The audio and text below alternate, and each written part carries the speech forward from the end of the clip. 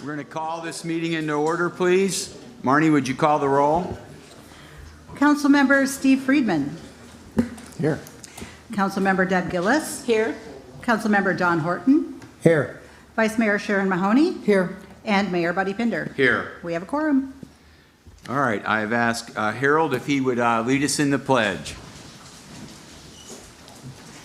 I pledge allegiance to the flag of the United States of America and to the republic for which it stands, one nation, under God, indivisible, with liberty and justice for all. I forgot to say Dr. Harold. All right, let's have a quick prayer and then we're going to get rolling here. Lord, we thank you for this awesome day that you have made today. Let us rejoice and be glad in it. And just bless all that are here, those that are watching by TV, all the families. Bless this new council. Let us work together in unison. And we just ask a blessing over this night and ask it all in your name. Amen. All right. So the Honorable Judge Sharon Hamilton. How are you doing? I'm good. You ready this morning? I think, are we going to, yeah, I guess we're doing that individually. Yep. That's what Okay. it says. All right. You can go ahead and stay. You want to stay seated? Okay. All right. Please raise your right hand for me and repeat after me. I state your name. Say your name. I knew somebody was going to do that. Sharon Mahoney, do solemnly swear Do solemnly swear that I will support, protect, and defend that I will support, protect, and defend the Constitution the Constitution and government of the United and States government of the United States and of the state of Florida, and of the state of Florida, and that I am duly qualified and that I am duly qualified to hold office to hold office under the Constitution under the Constitution of the state, of the state, and that I will, and that I will, in all respects, in all respects, observe the provisions observe the provisions of the charter and ordinances of the charter and ordinances of Islamorada, of Alamorada, Village of Islands, Village of Islands, and that I will well and faithfully perform and that That I will well and faithfully perform the duties of councilwoman the duties of councilwoman on which I am now about to enter. in which I am now about to enter. So help me God. So help me God. Congratulations.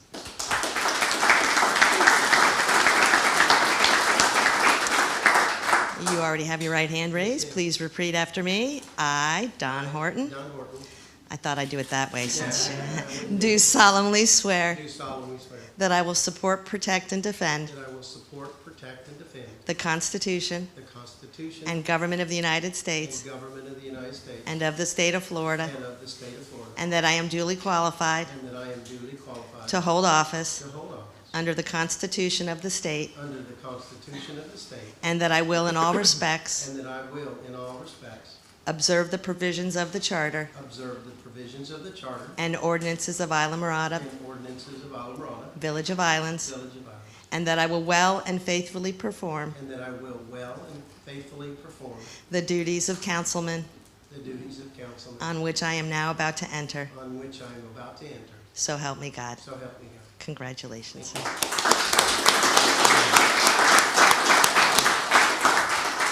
Raise your right hand for me, please, sir.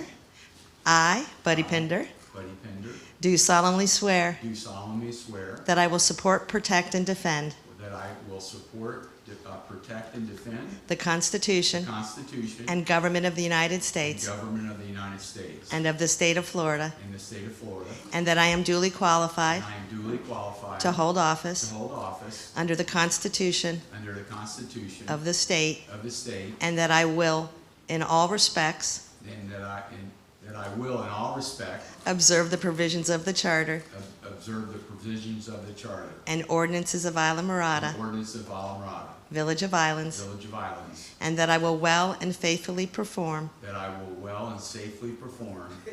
What did I- I will well and faithfully faithfully, perform okay, faithfully, okay. the duties of councilman The duties of councilman on which I am now about to enter. on which I am now about to enter. So help me God. So help me God. Congratulations, sir. Please. Good to see you. Please raise your right hand for me. I, Deb Gillis, I, Deb Gillis, do solemnly swear do solemnly swear that I will support, protect, and defend that I will support, protect, and defend the Constitution the Constitution and the government of the United States and the government of the United States and of the state of Florida, and of the state of Florida, and that I am duly qualified and that I am duly qualified to hold office under the Constitution to hold office under the Constitution of the state, of the state, and that I will in all respects and I will in all respects observe the provisions observe the provisions of the charter and ordinances of the charter and ordinances of Islamorada, of Islamorada, Village of Islands, Village of Islands, and that I will well and faithfully perform that I will well and faithfully perform the duties of councilwoman the duties of councilwoman on which I am now about to enter. on which I am now about to enter. So help me God. So help me God. Congratulations. Thank you. Raise your right hand for me, please. Do you want to, Captain Steve Friedman, I, Steve Friedman, do solemnly swear do solemnly swear that I will support, protect, and defend that I will support, protect, and defend the Constitution the Constitution and government of the United States and government of the United States and of the state of Florida, and of the state of Florida, and that I am duly qualified and that I am duly qualified to hold office under the Constitution to hold office under the Constitution of the state, of the state, and that I will in all respects and that I will in all respects observe the provisions observe the provisions of the charter and ordinances of the charter and ordinances of Islamorada, of Islamorada, Village of Islands, Village of Islands, and that I will well and faithfully perform and that I will well and faithfully perform the duties of councilman the duties of councilman on which I am now about to enter. on which I am now about to enter. So help me God. So help me God. Congratulations. Congratulations to you all. Judge Hamilton, thank you very much. My pleasure. Okay, so we're going to move on to requests for deletions and emergency additions. And I believe the only one so far that I've heard, unless anybody else on council, is Carolyn Whiteman needs to be moved up, which I was told we'll move her up right before the FDOT presentation. Council okay with that? Okay, all right, so that's done. You have something? I want to pull tab 10. I think it's the thing about freebie. Okay, tab 10? Is Okay. it 10? I think it's tab 9, the resolution approving amendment to FDOT Public Transit Service Yes. Development. I stand corrected, thank you. Pull it from the consent Yes. agenda? Okay. Okay, tab 9, okay, that's Sharon. Don, you have something you'd like to No, sir, I'm add, or, I'm good. Thank you. okay, Deb? Nope, Steve? Okay, all right. So we have Carolyn then, Whiteman, and tab 9, Sharon, that you want to move, okay? All right, so we're going to move on. So now we are to the election of mayor and vice mayor, and John, you're going to, I'll turn it over to you to read something, and then we can move forward when you're through. Yeah, thank you, Mayor and members of the Village Council. Welcome to the three new of you. I know 3 new members. Welcome back to the 2 remaining. I know we welcomed you all at the orientation, but now I would like to officially welcome you since you've been sworn in, and it's good to get to work with you all. The next step is the election of the mayor and vice mayor. Under the village charter, it requires at this meeting that the council elects amongst themselves a mayor and a vice mayor to serve at the pleasure of the council for a term of 1 year. I'm going to go over the manner in which we'll do it, and then that way we can move forward with the nominations and election. Pursuant to current law, I recommend that the council use the following parliamentary procedure for the election of mayor and vice mayor. Namely, that the prior mayor will act as the chair for purposes of the elections of mayor and vice mayor. The clerk will first call for nominations from the floor for any council members to serve as mayor. The council may then nominate individuals until such time as nominations are exhausted, at which time then the clerk will close the nominations for the position of the mayor. When nominations for mayor are closed, the clerk will start at either end of the dais and call for a vote on the nominations which have been made. In other words, if there's 2, 3, however many names, Marnie will start at one end of the dais, and you will state who you would vote for amongst those nominations. The mayor must be elected by a majority with a minimum of 3 votes. If a majority vote is not obtained for mayor in the first round, then we will drop the lowest vote getter, and the clerk will start the process again, but this time starting on the other end of the dais, and we'll call for the votes in that order. This process will be repeated until such time as a mayor is elected. And again, the village charter requires that a mayor be elected today. Once the mayor has been elected, the clerk will then call for nominations from the floor for any council member to serve as vice mayor, and the process will move forward for the election of the vice mayor in the same manner it proceeded as mayor. Once the vice mayor is elected, the reorganization will be complete, and the newly elected mayor becomes the presiding officer of the assembly and may then preside over the remainder of the meeting. If there is a change in who is elected to serve as mayor and vice mayor, then the individuals will also switch seats in accordance with our council meeting procedures. That concludes the instructions for the election of mayor and vice mayor. Okay. Council, does anybody have any questions for Mr. Quick? No?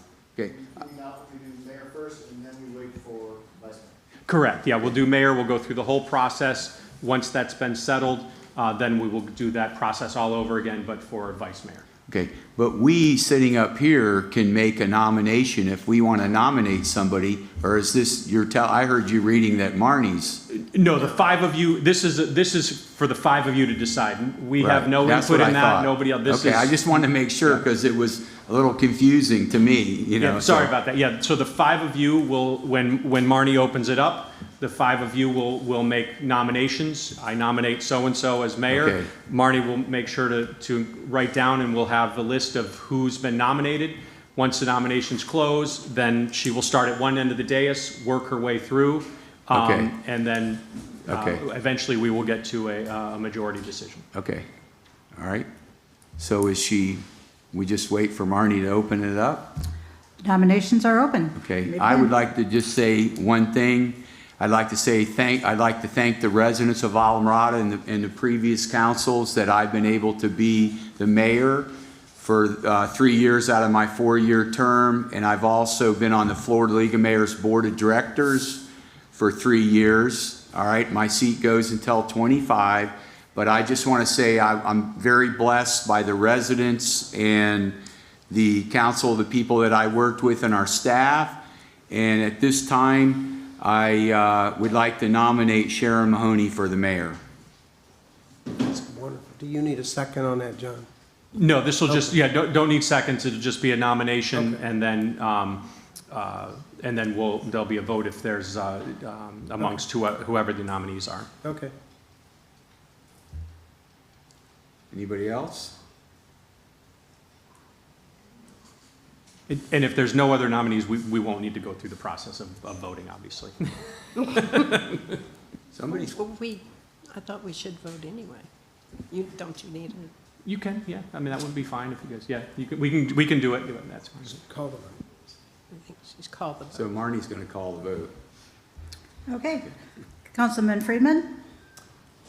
Yes. Councilmember Gillis? Yes. Councilmember Horton? Yes. Vice Mayor Mahoney? Yes. What do you say? Nah. And Mayor Buddy Pinder? Yes. Okay, the motion passes. You're welcome.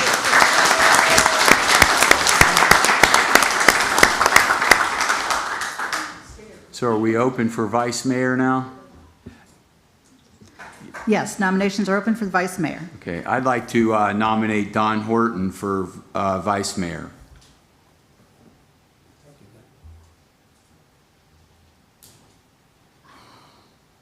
Would you call the roll, Marnie? If there are no other nominations, I will call the roll. Mayor Mahoney? Oh, wow. Yes. Councilmember Horton? Yes. Councilmember Pinder? Yes. Councilmember Gillis? Yes. And Councilmember Friedman? Yes. That motion passes.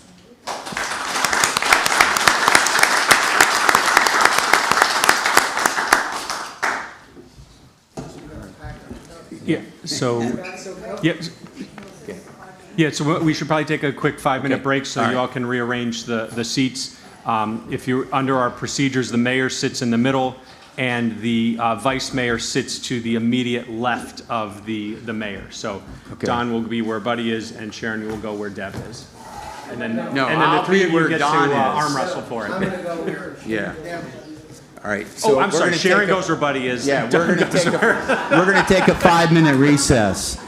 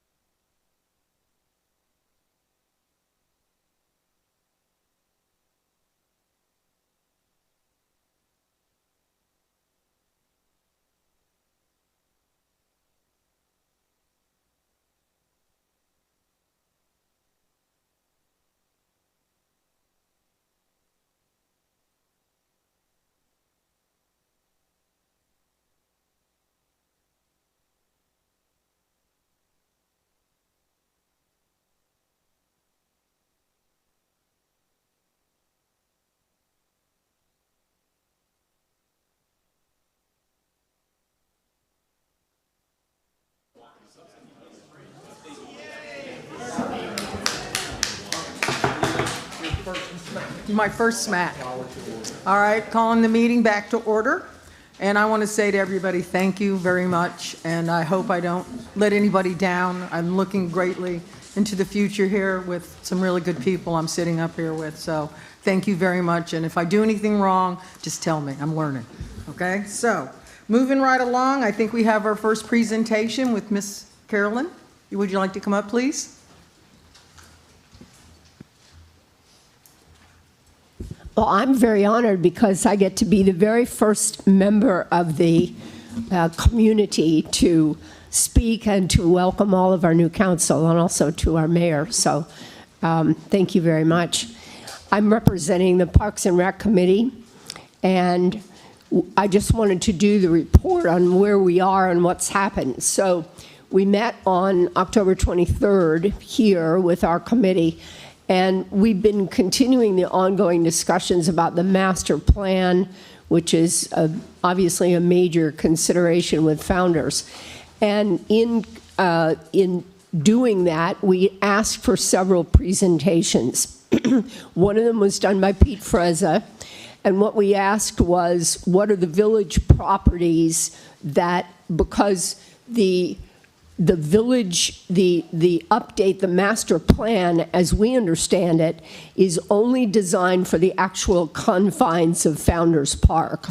And that is a question that I think might be of consideration as to whether any of the other properties in the village might be considered. Because, for example, one of the reasons we asked Pete was to find out what village properties do we have.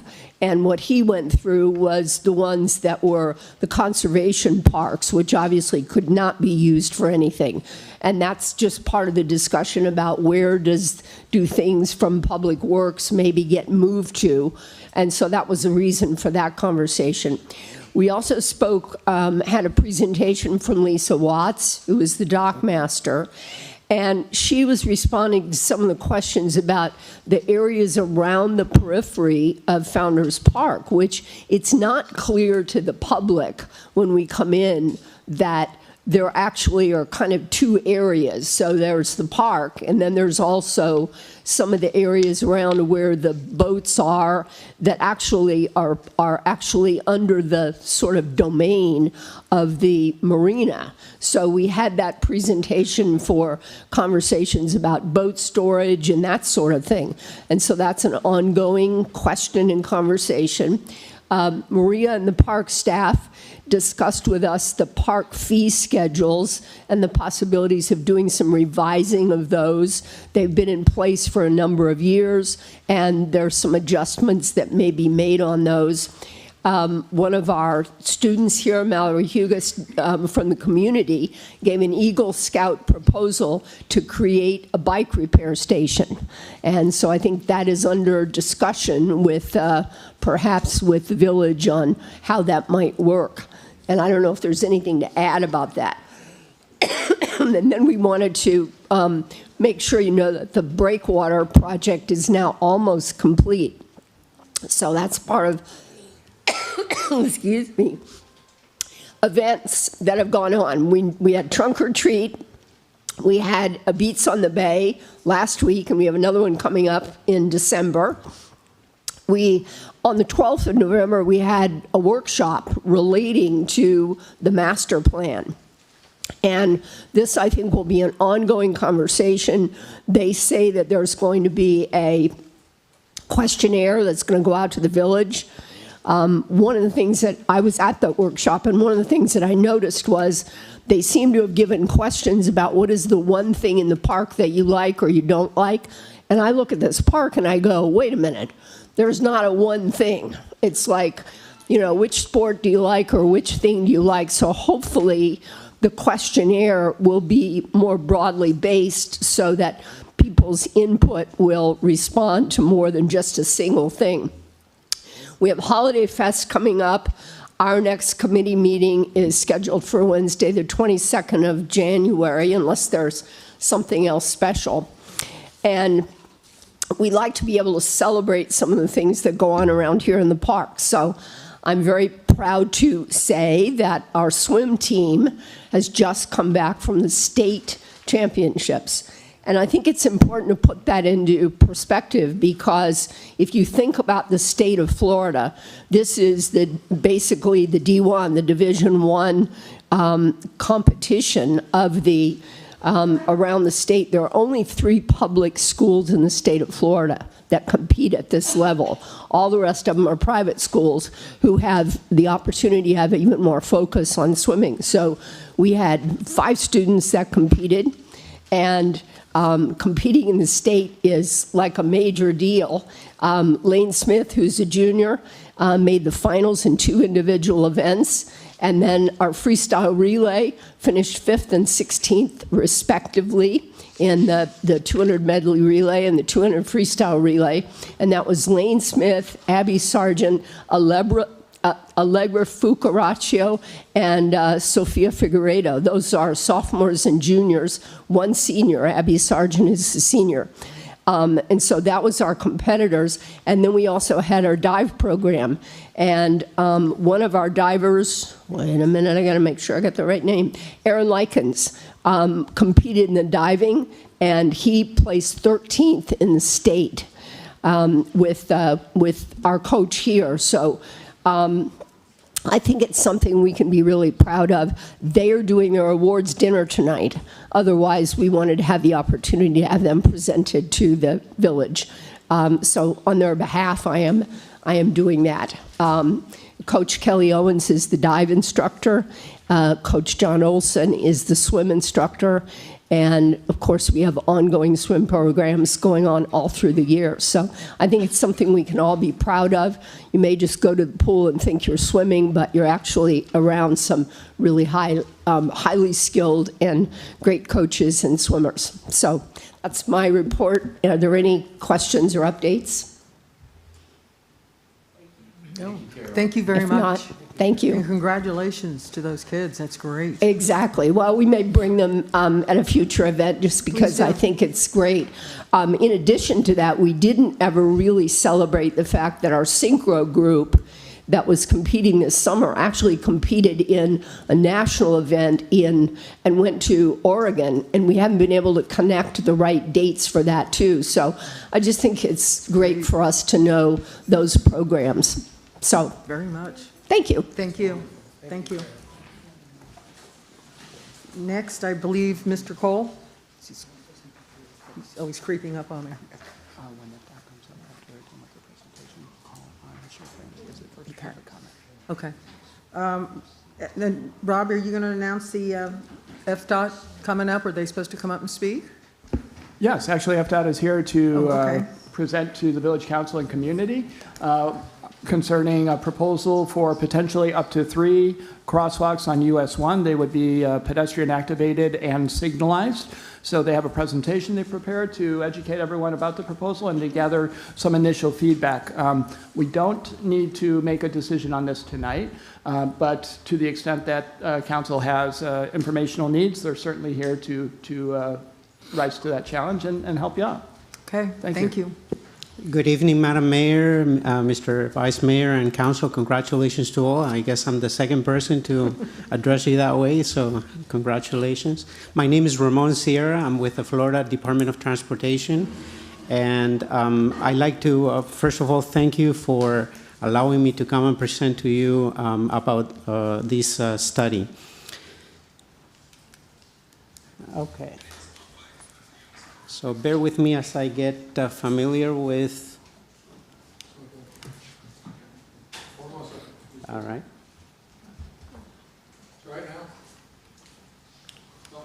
Very good.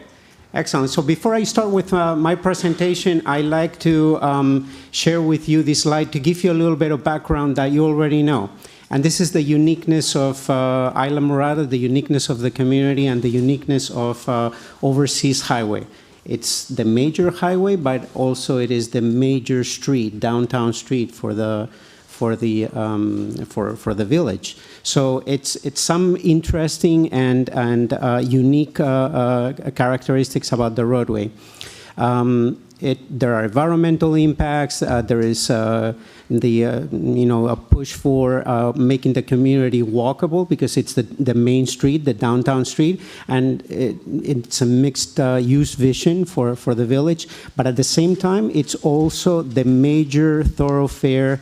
So it's important that traffic flows, all right? And those are, require some balancing of safety and mobility for all the modes of transportation. What I left for last, and it's at the top of my slide, is that I'm here to seek your feedback, right? It's important that partners talk to each other, and that's basically what I'm doing. And at the center of the slide is FDOT's compass. And basically, these are the guiding principles that we use to guide our decisions. And community is at the center of that compass. So again, I'm here for that dialogue and your feedback. All right, so I'd like to tell you a little bit about how everything started and where we're going next, if anywhere, right? So everything started with a citizen request a few months ago, and made a general request for more crosswalks within the limits of the village. And typically we follow up on all citizen and requests, and we do some study. We look further into the request. So we started with a feasibility study. We focused on 3 locations that I'm going to share with you in the next few slides. And as I said earlier, my reason for being here today is to request your feedback to help us decide whether we move forward or not. Right now, we're at the study stage. So none of these crosswalks are funded for construction or anything like that. And depending on the feedback that we get from you, also from Sheriff Ramsey, this is important into the decision making and deciding whether we move forward with all 3, 1, none, okay? So there are 3 areas, and just for easy of reference, some better reference, I named them location 1, 2, 3. So the southernmost section is location 1, which is at the bottom of the slide. And I'm going to go into more detail into every one of those. The next location to the north is by the post office. And the last location to the north is the main entrance to Founders Park, where we are. All right, so locations 1 and 2, the southern 2 most locations there are a lot of similarity in those locations. The road looks pretty much the same throughout, but this is around mile marker 82. It's a 950-foot long segment, more or less. So there are 2 lanes of traffic in each direction and a center lane for making turns. The posted speed limit is 45 miles per hour. And as you can see, or maybe not because the labels are small, but there are what we call generators and pedestrian generators and receptors. And basically all that means is where people are and where people want to go. So there are hotels, resorts on one side of the street, and on the other side of the street, there are also restaurants and shops on both sides of the street. So there might be, this might be one possible location where some of that pedestrian activity might make sense to build a crosswalk. The next location is by the post office. This is a shorter section. It's around mile marker 82.7. Again, the same type of roadway, 4 lanes, 2 lanes in each direction with a center lane for turns, 45 miles per hour. And again, the same setup. The same setup where you have resorts, restaurants, and there might be makes sense to have that pedestrian activity and a crosswalk to accommodate that pedestrian activity. All right, so the why here, why these 2 locations, I think I've explained to you already. Basically, where people are, where people want to go. We looked at pedestrian crashes, historic crashes. There are some crashes that involve pedestrians.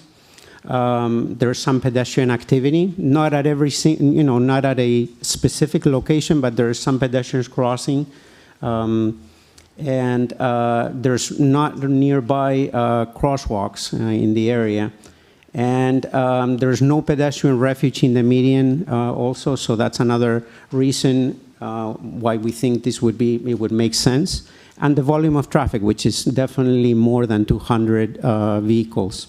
2,000. Yeah, I'm sorry, 2,000. My apologies. All right, so the two locations, again, the west leg of Madeira Road, an intersection at Overseas Highway, and approximately the next one, approximately 230 feet east of the Leon Avenue intersection. And there are two possible type of traffic control devices that we have at our disposal. Both of these devices have a red indication, and I have, next slide, hopefully, yeah, that's it. So just to give you a point of reference what these two devices would look like, at the top of the slide is the pedestrian highway beacon. We have one at mile marker 100. I'm pretty sure everybody's familiar with that. It has a red indication. This device stays dark when there's no pedestrian activity, and if somebody needs to cross, pushes the button and activates the red indication. And the next one is a typical pedestrian signal. We have a sample here on the bottom of the slide at mile marker 104.6. And this one is a typical traffic signal with a red, yellow, and green indication. Our preference would be to go with the signal if we were to move forward. And the reason is that drivers are more familiar with a traffic, with a traffic signal and not with a pedestrian highway beacon. We had some mixed results with that device. One of them being confusion on the part of the driver. All right, so this is an engineering drawing, and basically the only thing that I want to show you and I want to point out for you here is that all the infrastructure that we would need to build the crosswalk is within the FDOT right-of-way. We don't need to go into side streets or anything like that. Everything contained from right-of-way to right-of-way. And this one is the one by the post office. Again, very much same setup. This would be like what we call a mast arm, which is a signal with the signal indication heads over traffic indications overhead over the road. All right, the last location is at Founders Park, the main entrance to Founders Park. This is by the Sheriff's Office and Fire Station. And the reason why this is a little bit different, the road is similar as the two previous locations.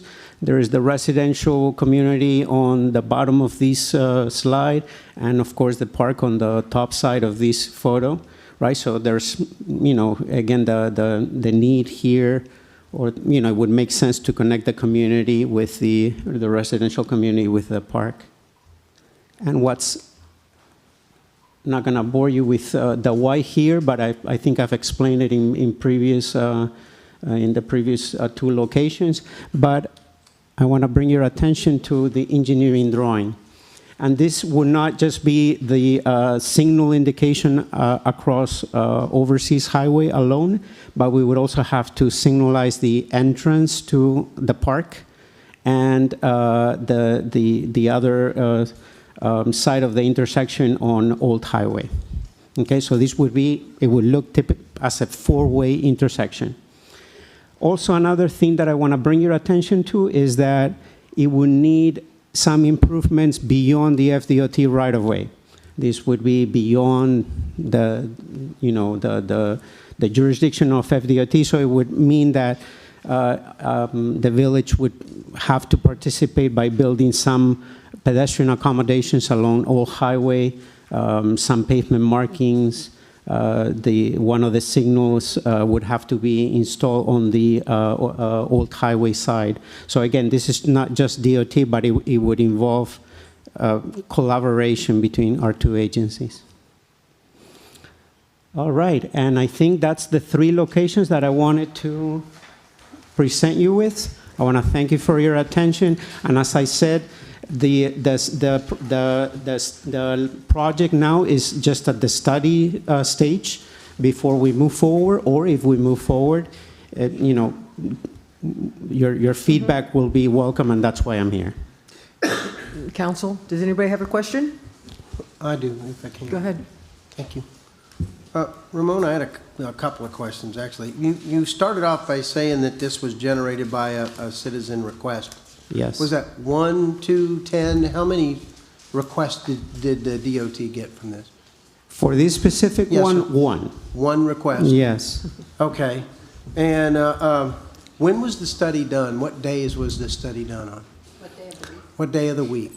Yeah, so typically we typically do midday, right? I mean, midweek, so we do Tuesday, Wednesday, Thursday. The keys, again, there's, this is also weekends. So we did some of our observation over the weekend as well. So you mean time of the year? Yeah, during the peak of the season? Did you do it in the middle and the peak? In the spring. In the spring, Yes, okay. sir. In All the right. spring, and again, not just weekdays, but also weekends. All right, thank you. I think I'd just like to hear from the sheriff if we could, sometime down here. Does anybody He's else here have a now. question on the council? Yeah, I Go have a ahead, question. Steve. What other options are there for the lights, should that happen? Yeah, so given the posted speed limit and the configuration of the roadway, the two lanes in each direction without a raised median, we have to have a red indication. So the two samples that I show you, the pedestrian hybrid beacon, similar to the one at mile marker 100, or a typical, traditional signal, those would be the only two available. Only So two available? Available for this type of roadway. So in other words, an unsignalized crosswalk would not be a possibility. Would either one of those also include audio? Yeah, these typically for these type of signals we have like audible pedestrian signals. That means that you push the button and it'll tell you wait, wait, wait. It'll have like verbal indications for the pedestrian to wait until the walk indication comes on. Did I answer your question? So I don't know how She had her hand up okay, first. go ahead, Deb. Deb. So the one that you're referencing at 104.6, that's the one at the school? Correct. Yes, ma'am. Okay. I also would like to know on your drawing that says location 2, the post office. Yes. It refers to 4 lanes existing with a divided in between. Mm-hmm. I don't think there's 4 lanes there. There isn't. There isn't 4 lanes there. No. So It's just like the other ones. It's Correct. 2 lanes with a centered. Yeah. well, it's on your chart. Yeah. So 4 meaning 2 in each direction with a center lane for turns. We don't have 2 in We each don't have direction. 2 in each direction at that intersection. Okay. We only have 1 in each direction at that intersection. I don't know how much that affects what we're looking at, but there's only 1 in each direction. It really doesn't. What it affects the decision for the type of traffic control is the posted speed limit, which is 45 miles per hour, and the volume of traffic. Okay, you pick these 3 basic locations because of the citizens' recommendation or thoughts, or did you take in other considerations, like maybe in front of Worldwide and Murata Bay? So what we tried to do was, before we started we did some office work looking at trying to look for areas that would generate pedestrian activity. So we tried to look for areas where there is hotels, for example, restaurants, right? So people staying overnight and wanting to cross back and forth. So land uses. We also looked at the police reports. So areas where there was some crashes in the past. Okay, does that mean that you didn't look at the area south of number 1? So no, that's the southernmost section that we looked at. You didn't look at the amount of people or what's going on in front of what we know as Worldwide? No, but again, that's one piece of feedback that I would take back with me, and then I'm Take that back. of course. Please. In addition, personally, I don't see many crossing in front of the post office, and wondered if that was chosen partially because of the fact that it was a federal post office? No. So again, if I don't know if but from the memory, there's the post office. I just use that as a point of reference. I know. So there is a CVS. There's a CVS. There's a CVS, and there's a store there, sandal factories. Exactly. So again, and there are some hotels too, or resorts, rentals, vacation rentals. On the old road. Well, on the old road, but they're on the old road. They're not. So that was the idea, was try to foresee if you're staying in a hotel and you need to go to CVS. That was the idea. So the post office, I only used it for a point of reference. That's all. Okay, well, I guess what I'm saying is that I don't see as much of a need there as other places, although I'm not sure I'm and I on appreciate, board. And I know we're not going to make this decision this evening, that we're going to work on this yet. Yes. Right? Yes. And again, I appreciate that feedback. That's the reason I'm here. Part of the reason, which is where I'm very torn, part of the reason I'm not sure that I want any of them is that all of these will slow our traffic. Now, that doesn't mean that I'm not concerned about people crossing the road and the safety of that, but we only have the 2 lanes with the center lane. Understood. So we need to figure out all of that in relationship to these. If, I'm not saying I would, but if I had to choose, I'd put one in front of Worldwide and one in front of what I'll call the Lorelei, the one that you have at Blackwood and Madeira. I don't agree with that. I said if I had to choose. Well, if you had to. But I'm not sure I'm on board with all of this yet. So And I appreciate your feedback. let me see if. Are you done? If you want to go, somebody, all of them, all of the signals that you have would have red lights. Correct. Right? Yeah. Yes. Okay. So without a red light, we couldn't have a crosswalk. Well, that's not the way Key Largo started. That's why I'm involved True. in saying this, is that is not the way Key Largo started, and we had a heavy discussion about that. Councilwoman, that's the reason I'm here before you trying to. It's got to have an actual stop red light. We've learned from the Whatever past. we do. We've learned from the past. Okay, all right. I'll let somebody else go. Maybe I'll think somebody Go else. ahead, buddy. All right, so I'm a little concerned that you only have one person and we have, over 6,000 residents in Alamorada. And I know FDOT's thing is the maintenance of traffic, of moving traffic. Yes. And to go from a 4-lane to a 2-lane and here in Alamorada, and we think we have issues when we have the nautical flea market, but this is going to be ongoing. It's going to slow traffic way down. It's going to cause major, backups continuously. So I seriously think we need to think about this because it's really going to cause the sheriff and highway patrol, the Florida FHP, a lot of issues that, from constant, and some people don't see those things. The one in Key Largo, man, they're moving and, Yep. so anyhow, I think it's a little bit more studying, longer feasibility studies or. So again, there are possible different options here. If I understand that you're not making a decision today or anything like that. I understand that. But if the council feels that, hey, this is not a good idea. Right. DOT is going to take that very seriously, together with the sheriff's position as well. So, Sure. Thank you. Again, that's. Wait, I had one more comment. Go ahead. Done? I'm Only finished. if everybody else Go is. ahead. Go ahead. Okay.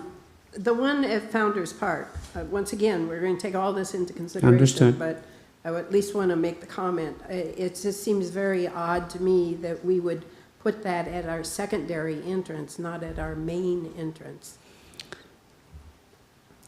I appreciate the telling feedback. And Deb, I understand because that's where fire goes out of and, rescue. That's where our fire department runs out of. that- So. That could be a consideration as to why, but they could, I'm not sure it's. So that was part of the Right. consideration as well. But again, that's why I'm here. I'm taking some. I wrote worldwide. Well, I don't know if we're calling it a pedestrian walkway and we took the main consideration is that we have a fire station there, then it's not because of the pedestrian crossing, it's because we need one for the fire station. There's two different subjects. You're right. I hear your Okay. hear you loud and clear. Thank you. Is everybody done? Anybody else? For now. Okay. Thank you very much. Thank you. Good night. The sheriff had something? Yes, I know. Okay. Okay, we're going to open general public comment, but Sheriff Ramsey is going to come up first. Madam Mayor, Vice Mayor, council members, first off, congratulations. Council members, staff. You know, I think in life we should focus on problems that exist and not try to fix problems that don't exist. And when we try to fix a problem that doesn't exist, we create problems. The number one complaint the sheriff's office gets is always traffic. Probably the number one complaint the city of Islamorada gets is traffic. What are you going to do to make traffic go better? Why is it stopped? How can we make it move? This road is already above the service capacity. We've exceeded the ability for this road to flow traffic on a normal day. I think by putting in crosswalks, which I don't think data shows there's a need. We need to have a true need and data and facts to support that need. One resident saying, I want crosswalks in Islamorada, I don't think is a need. If we had a need, I think you would know about it. But data. I've checked the last 3 years of our sheriff's office at these 3 locations to see what we've had for crashes, injuries, vehicle versus pedestrians. And the last 3-year data, we show no crashes at these locations. We did have one vehicle versus pedestrian several years ago, just south of here, or just north, I'm sorry. But that was Mr. Weisberger, the young man who had killed his brother, who jumped in front of a truck on an apparent suicide attempt. It was not traffic related to traffic.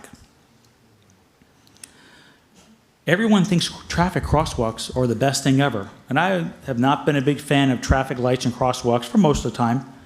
I do think we have a need for those at times, but everybody wants a traffic light in front of their street. You put these in, everyone's going to want a crosswalk in front of their business. You're looking at having mast arms across this highway, which won't be aesthetically pleasing. You will congest traffic, slow traffic. Crosswalks cause crashes. They don't reduce them. The chief of police in Key West, I spoke to him today. They hate these crosswalks.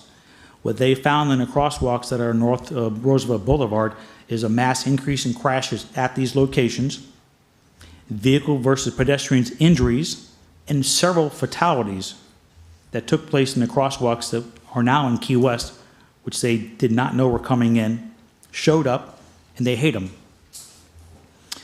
If you've been in Key West, you've seen them. They flash yellow. You're supposed to stop on yellow. Then it flashes in red when you're supposed to be able to start going through it. Very confusing.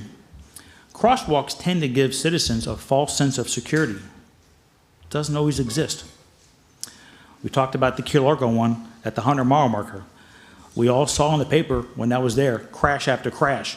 Vehicles sliding through the intersections, people getting hit, car crashes, tying up police, fire, rescue, backlogs of traffic. If there was a true public safety need, I'd be the first person saying, let's do it. But I think the contrary. Crosswalks are going to be more problemsome for police, fire, rescue, congested traffic, make issues worse. I don't think there's a safety issue here that we're trying to fix. We put a couple in. Look, we've got 10 miles of congested traffic. People aren't going to walk necessarily 100 yards to cross to come back 100 yards. I'm not convinced that we've heard anything tonight which says we need a crosswalk there. We've heard might make sense. Well, might make sense. It might not make sense.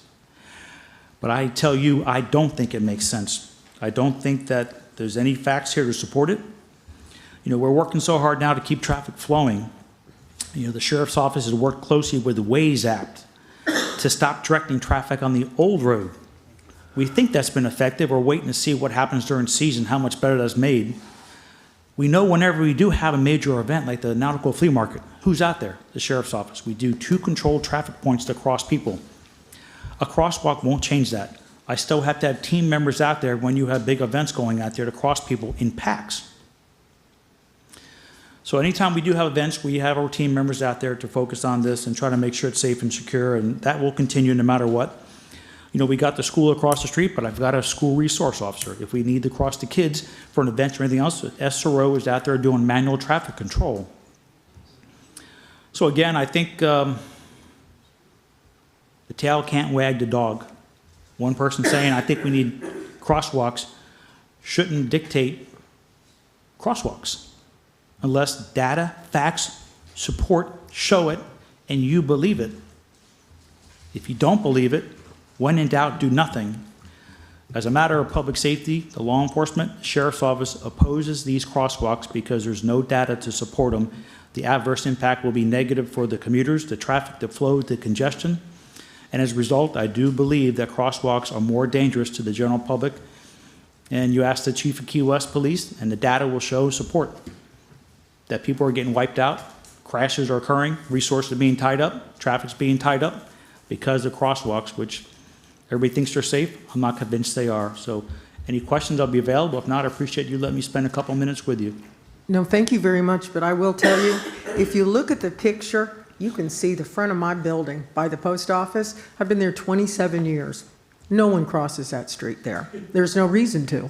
I mean, there is a problem going in the post office, but it's a vehicle problem, not a pedestrian problem. I mean, if I have to go to CVS, I get in my vehicle and I drive there because I'm not crossing US 1. I wouldn't walk across there. So I agree with you. I thank you very much. And I think we're all pretty much on the same page that we don't see this as something that is urgent or much needed. So thank you very much. Thank you, Madam Mayor, council Thank you, members. Sheriff. Thank you. Thank you. Thank you, Sheriff. Thank you, Sheriff. Okay, now we're going to open up general public comment. Marnie? Hey, first up, we have Van Cadenhead. You want a line? I'll get a line for you. Good evening, Council. I'm Van Cadenhead. On October the 10th, we had a meeting here and decided with the last council that we wanted to ask the county and the state for 104 ROGO permits. And straight out of the box with this first... You don't want to talk about that. This is an agenda item, Van. I don't think you can talk about it now. Am I correct? Yeah, if you want to talk about that, Mr. Lawyer? it'll be when item, I think it's 13 or 15. I think it's 13 as well. You can, Yeah. item Well, I was 13. if you would allow me, without trying to cut me off. I'm not cutting you off. Okay, but- well, I'm just trying to tie this into what just went down with the traffic, because the traffic is the problem. The discussion that we had was obviously not going to be helpful to the traffic flow. I agree 100% with the sheriff and with most of what everybody said up on the dais. It's just a bad idea. It doesn't have any form for us.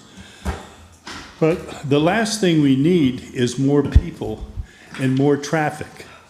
And tab 14, which we'll get to, and I intend to speak on tab 14 also. But I don't think it's relevant to this discussion to be talking about increasing the number of building permits in Islamorada because of the, cough if you want to, brother, but I'm still here, I mean. Man, I've had a cold, I'm sorry. Okay, that's true. And I just took a mint, so. Okay. I'm not coughing for you. Sorry. Okay. The amount of traffic that we have already is overwhelming.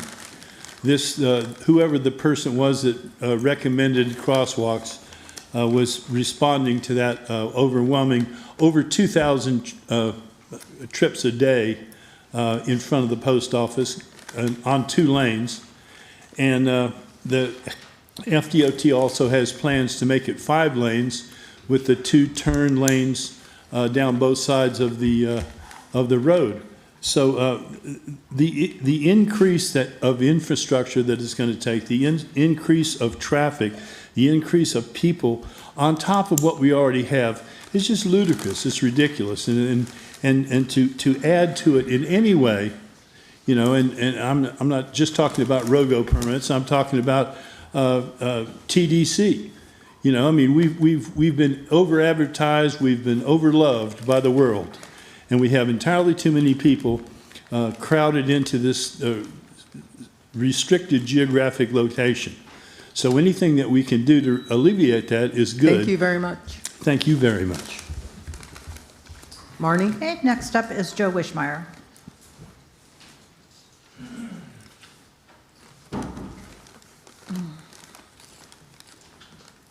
It's Joe Wishmeyer, Plantation Key. Madam Mayor and Council, I would like to take this time to welcome all of our new council members. You all have a lot of decisions to make that are going to affect all of us for the next generations. I have sat here and heard all kinds of stories from council members on how things used to be when they were growing up. Fishing was excellent. Reefs were healthy. Traffic was manageable. All of these things have changed, and if y'all reflect on your own memories, you will have to admit this as well. We developed a comp plan and a ROGO system to ensure that there would not be overdevelopment. We have reached our build-out, but we still ask for more and more ROGO permits. Now that the village has hired a firm to redo the comp plan and the LDRs, I suggest that the right thing to do is to put a moratorium on any and all development projects until that review is completed. You have taken an oath to protect our community and mission. And for those that remember the mission, it's to protect the residents' right to quiet enjoyment of life, plan for enhancing our village character, to preserve our community, its people, natural resources, and also to provide basic public services to support our quality of life. Before you make any decisions, I encourage you to remember our mission and also refer to the mission statement, which is hanging up on the wall behind you. Our future is in your hands, so don't let us down. As a reminder, there are more residents living in the village than developers. Lastly, I remember that a lot of you in your campaign promises urged more public and community involvement. I sincerely hope that you meant that, and it promotes a lot more unity and less dysfunction among council members as well as community members. I see by our turnout here tonight, there's excitement amongst our new council, and we hope that we can continue this as well. So please let us do our part to help you do your part. Thank you. Thank you. Marnie? Next up is Harold Dotson. I'll pass. The sheriff said everything I need to say. Okay, thank you. I have no one else signed up. Nobody on Zoom? No, ma'am. Okay, so public comment is now closed. I believe next is mayor council communication. Is that right? Anything? I don't have anything. Anybody? Don? Steve? No? Okay. I have one comment. Mayor and council communication, I am very thankful and grateful to the public to voting me into office. Thank you. That's nice. I'd just like to say that Buddy served us well for 3 years, and I'm very appreciative of the leadership you brought, Buddy, and your mayorship. So thank you very much for what you've done. Thank you. Okay. All right, so then we'll move to village attorney, village manager communications. Yeah, I just have one, and it's related to a executive session. It's just something I need to read under the statute. Pursuant to Florida Statute Section 286.011, subsection 8A, governing public meetings, I, as the attorney for Islamorada Village of Islands, wish to advise the village during this public meeting that I desire advice concerning the litigation of Mary L. Barley et al. Versus Islamorada Village of Islands in the United States District Court in and for the Southern District of Florida, case number 4:24-CV-10038-KMM. I ask that we hold an executive session on December 10th, 2024 at 4 p.m. Attending this session would be the mayor, council members, village manager, myself, John Quick, special counsel Eric Stetton, and possibly special counsel Brian Sadiq and Blaine Udis. So you're saying December, before our meeting? Immediately before the meeting at 4 o'clock. Just come on in an hour and a half early. Exactly. Is everybody I can good with bake that? cookies. Oh, I'm going to hold you to that. Are we doing it in here or are we doing it at Village Hall? Where? It's easier I'll here. work with the, we'll work with the manager in terms of the exact location. We'll get, a notice will get out, and so we can confirm the exact location, whether it's here or at Village Hall. Okay. Anybody have anything? Are we good? Mr. Cole? I just want to congratulate our council on your election and also to Mayor Mahoney and Vice Mayor Don. Thank you so much for your service to the community. We're looking forward to working with all of you. Thank you. Thank you, everybody. Okay, so we're moving on to the consent agenda. Yes, we're into the consent portion of the agenda. These items are of a routine nature, and council members have reviewed these items in advance and sought the advice of staff as they felt necessary.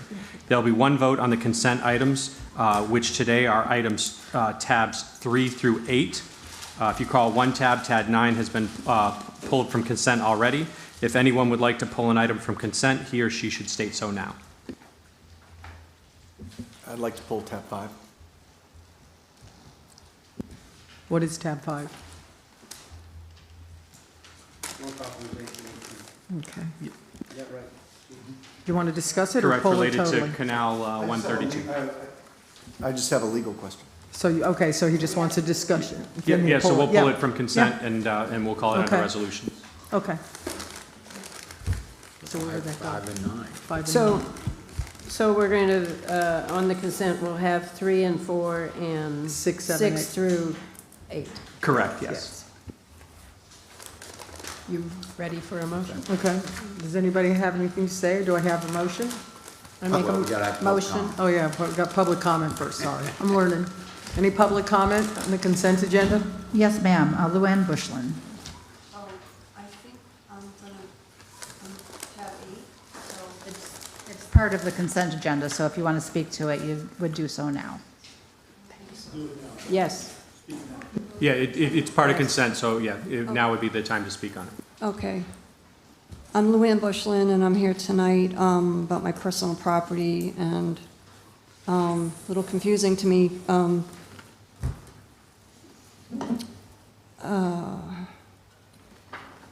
It's just to decide on a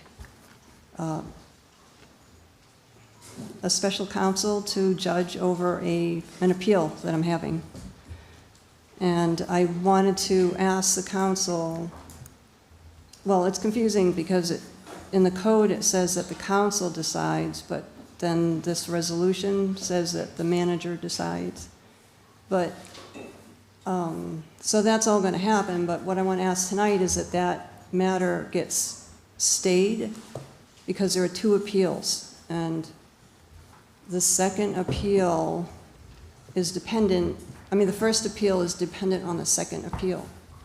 So I'm looking at this and seeing that it's quite, expensive to appoint a hearing officer at this stage, to appoint a hearing officer on the part of my appeal that is about a fence denial permit. It's out of order of things. So the other appeal is I'm appealing the fire department. They're ordering me to make a fire access lane out of my property. So that has to happen first.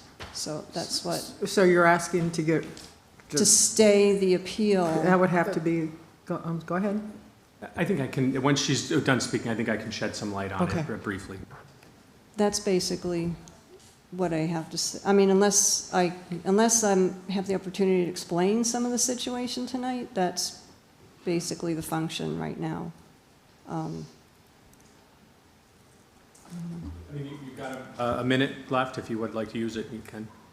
Does the council have any question for me to help you understand what I'm, okay. I would say we're not getting, the substance of your appeal is not being heard today. It's just the hiring of a hearing officer under the code, that's required under the code. Right. Anybody have anything? No? John, you want to explain? Yeah, Ms. Bushlin has filed 2 appeals. One of them is an appeal of a fence permit, and then another one is challenging a establishment of a fire access road. Those are 2 separate processes that have two different procedural paths that they need to travel. The appeal of the fence permit under the village code any appeal of that goes to a hearing officer, and the village is required to retain a hearing officer to oversee that. And that's what's actually in front of the council tonight, is just retaining a hearing officer as we're required to do under the code. The fire access road is a separate procedure that is ultimately decided on by the council. Ms. Bushland had raised before about wanting to stay the fence permit appeal pending the fire access road appeal. I told her that's something she could pursue once the hearing officer is appointed, because ultimately it's the hearing officer's jurisdiction to decide whether to do that. It's probably a good idea because the fire access permit appeal really would be determinative, but procedurally that needs to be presented to the hearing officer, and we can deal with that when we get there. So all we're really doing is approving hiring somebody? Yes, which we're required to do under the code So that's not anyway. going to change anything, right? Okay. Yeah, we have to hire a hearing officer under the code. We're required. You understand that? Yes, but I'm concerned about the timing of it. Jennifer, how long is the timing to hire this person, so she knows? I mean, this Oh, John, resolution sorry. approves the hearing officer today. It would get signed. In terms of the timing of the appeal, again, these are items we can work out with the scheduling. Okay. I mentioned this to Ms. Bushland before. We can work this out. It's not something we need to do today. I mean, it's not coming back in December. I mean, we can address this and work out the scheduling so it's a mutually convenient time for everyone. Okay, I didn't realize this was a costly venture for the hearing officer to be appointed, and I don't want, to waste everybody's time in hiring him and then I think have it be ineffective and. if I understand. I would say he bills hourly, so if it stayed, there really won't be much of an expense, honestly. If I understand that we need to have one on call anyway. Okay. We don't have one, and we need one to have a reference in That's the future. correct. Yeah, this was triggered by Ms. Bushland's appeal. When we looked into it, we realized that the village had never retained anybody under the code.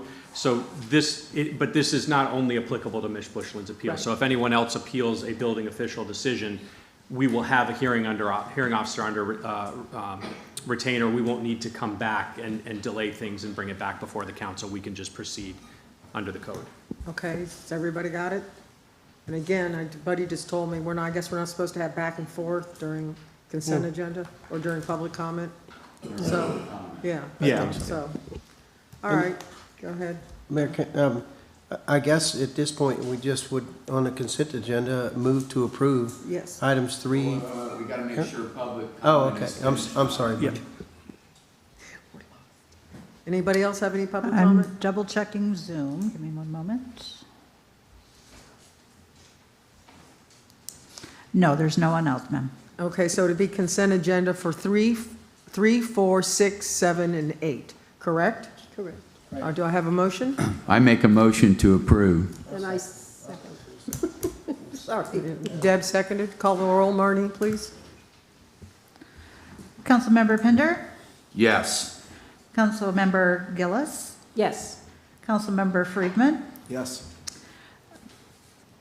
Vice Mayor Horton? Yes. And Mayor Mahoney. Yes. The motion passes 5-0.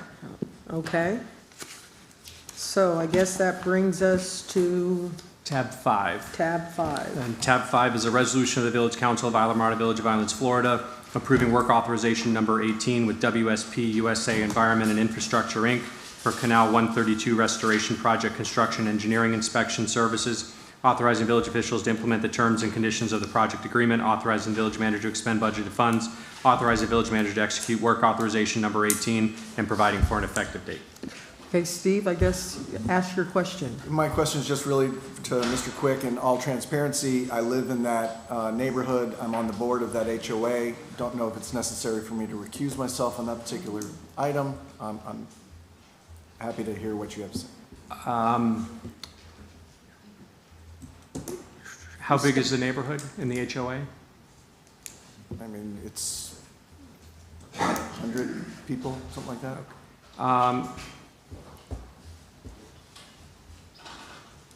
I don't think you're obligated to under these circumstances, but you can if you feel that there's an appearance. You certainly can, but I don't think you are, as I understand it, you are obligated to, given given the nature of what's being proposed and the number of people impacted. Okay, very good. I'll stay. So John, does that, even though you answered his question, do we vote on that now? Yeah, you would open up public Okay. comment if Oh, there's any all public right. comment on Thank you. tab 5, and then we can move Okay. forward on it. Any public comment on tab 5? No, ma'am. Okay, so do I hear a motion? I make a motion to approve. I'll second. Marnie? Councilmember Gillis? Yes. Councilmember Pinder? Yes. Councilmember Friedman? Yes. Vice Mayor Horton? Yes. And Mayor Mahoney. Yes. The motion passes 5-0. Okay. Next is tab 9. Yes. It's a resolution of the Village Council of Isla Mirada Village of Islands, Florida, approving an amendment to grant agreement G2M67 between the Florida Department of Transportation and Isla Mirada Village of Islands to provide reimbursement funding for public transportation development through expansion of the freebie program. Authorizing village manager to execute the amendment, authorizing village officials to implement the terms and conditions of the amendment, authorizing village manager to expend budgeted funds, and providing an effective date. Okay, well, I guess I'll start since I pulled it. I've been working with this freebie thing for over a year and a half, and I had a discussion with Richard Clark yesterday, actually, and I don't believe we have any business in the transportation field at all. I think it should be turned over to Mr. Clark. In fact, he's doing the whole county. He's been very successful down in Key West with his, I think it's called Conch Connect.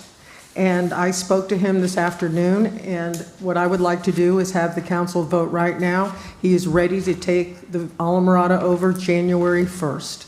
So, can we, does anybody have anything to say about this? Would you like to turn it over to Mr. Clark and not do tab 9 at all? Because we need out of transportation. So just to I- clarify. Well, does anybody have anything, any comments, Deb? Yeah. Oh, I'm not sure that we can physically get that done at this time, and I don't want to. Yes, we can. I don't believe that we can physically get that done at this time. Okay. And so I would like to have that discussion going forward, and we can set that up, but I don't want to miss out on any grant money that we potentially could have. I don't want to miss out on any grant money, and by approving this, I don't think that we would, and at any time, we can move it into the county. Well, first of all, I don't know why you don't think it can get done, because he guaranteed me today he will have it done, and he's ready for January the 1st. I think there has to be an interlocal agreement of some sort. They're ready to go. So anyhow, I don't know how does everybody else feel? What do you? What I'd like to do is just, I kind of agree with Sharon. I know Mr. Clark is a great guy. I know a lot of his former friends and co-workers that are in St. Johns County, in Jacksonville, and he's very highly liked. He's very successful in what he's doing. But I think, I don't know, maybe if council, I don't know, would we have time if we did it on the meeting of the 10th? Can we let John and them see? So maybe somebody needs more information, Mayor? What do you mean? Maybe they need more information. I didn't. Sure, go ahead, Rob. I've been in contact with Richard as well, and he hadn't told me yet that he was planning on going for January 1st. Our plan has continued to be exactly that, to transition over to the county. With this grant, oftentimes, and I didn't have the opportunity before this meeting to reach out to FDOT and ask them, but oftentimes there's some very tight time constraints associated with us reviewing and approving the grant agreement. And it's my understanding that, in speaking with Richard, that if we did approve the grant agreement, that we'd be able to amend that and transfer over to the county without creating a problem. My concern would be is if we don't act on this grant application or grant agreement now, I'm not sure if we have enough time to circle back after the December meeting. I would have taken time to reach out to them and ask ahead of tonight's meeting if I'd known this issue was coming up. but my last conversation with Richard was only about a week ago, and it was on a separate subject. It was on the Snake Creek Bridge, but he had told me at that point that he was about to have his plan ready to present to me, and that's my last point of contact about a week ago. Okay, well, let me word it this way. How about if we approve this grant, but if we can vote on giving this to him, however he needs to do it, January 1st? Because he told me, you guys have talked, there's been some problems, and as far as I'm concerned, there's no reason why we can't go January the 1st. I mean, go ahead. Staff haven't had any problems with Richard. I know, Oh, I meant okay. problems that seems to just keep going on and on, Okay. and I've been trying to do this for a year and a half, take this Right. burden off the taxpayers here. And so that is my reasoning, because this will come off the taxpayers. So, Steve, raise your hand. I have a question too. Go ahead. go ahead, Steve. The clarification, you say him, you mean to the county?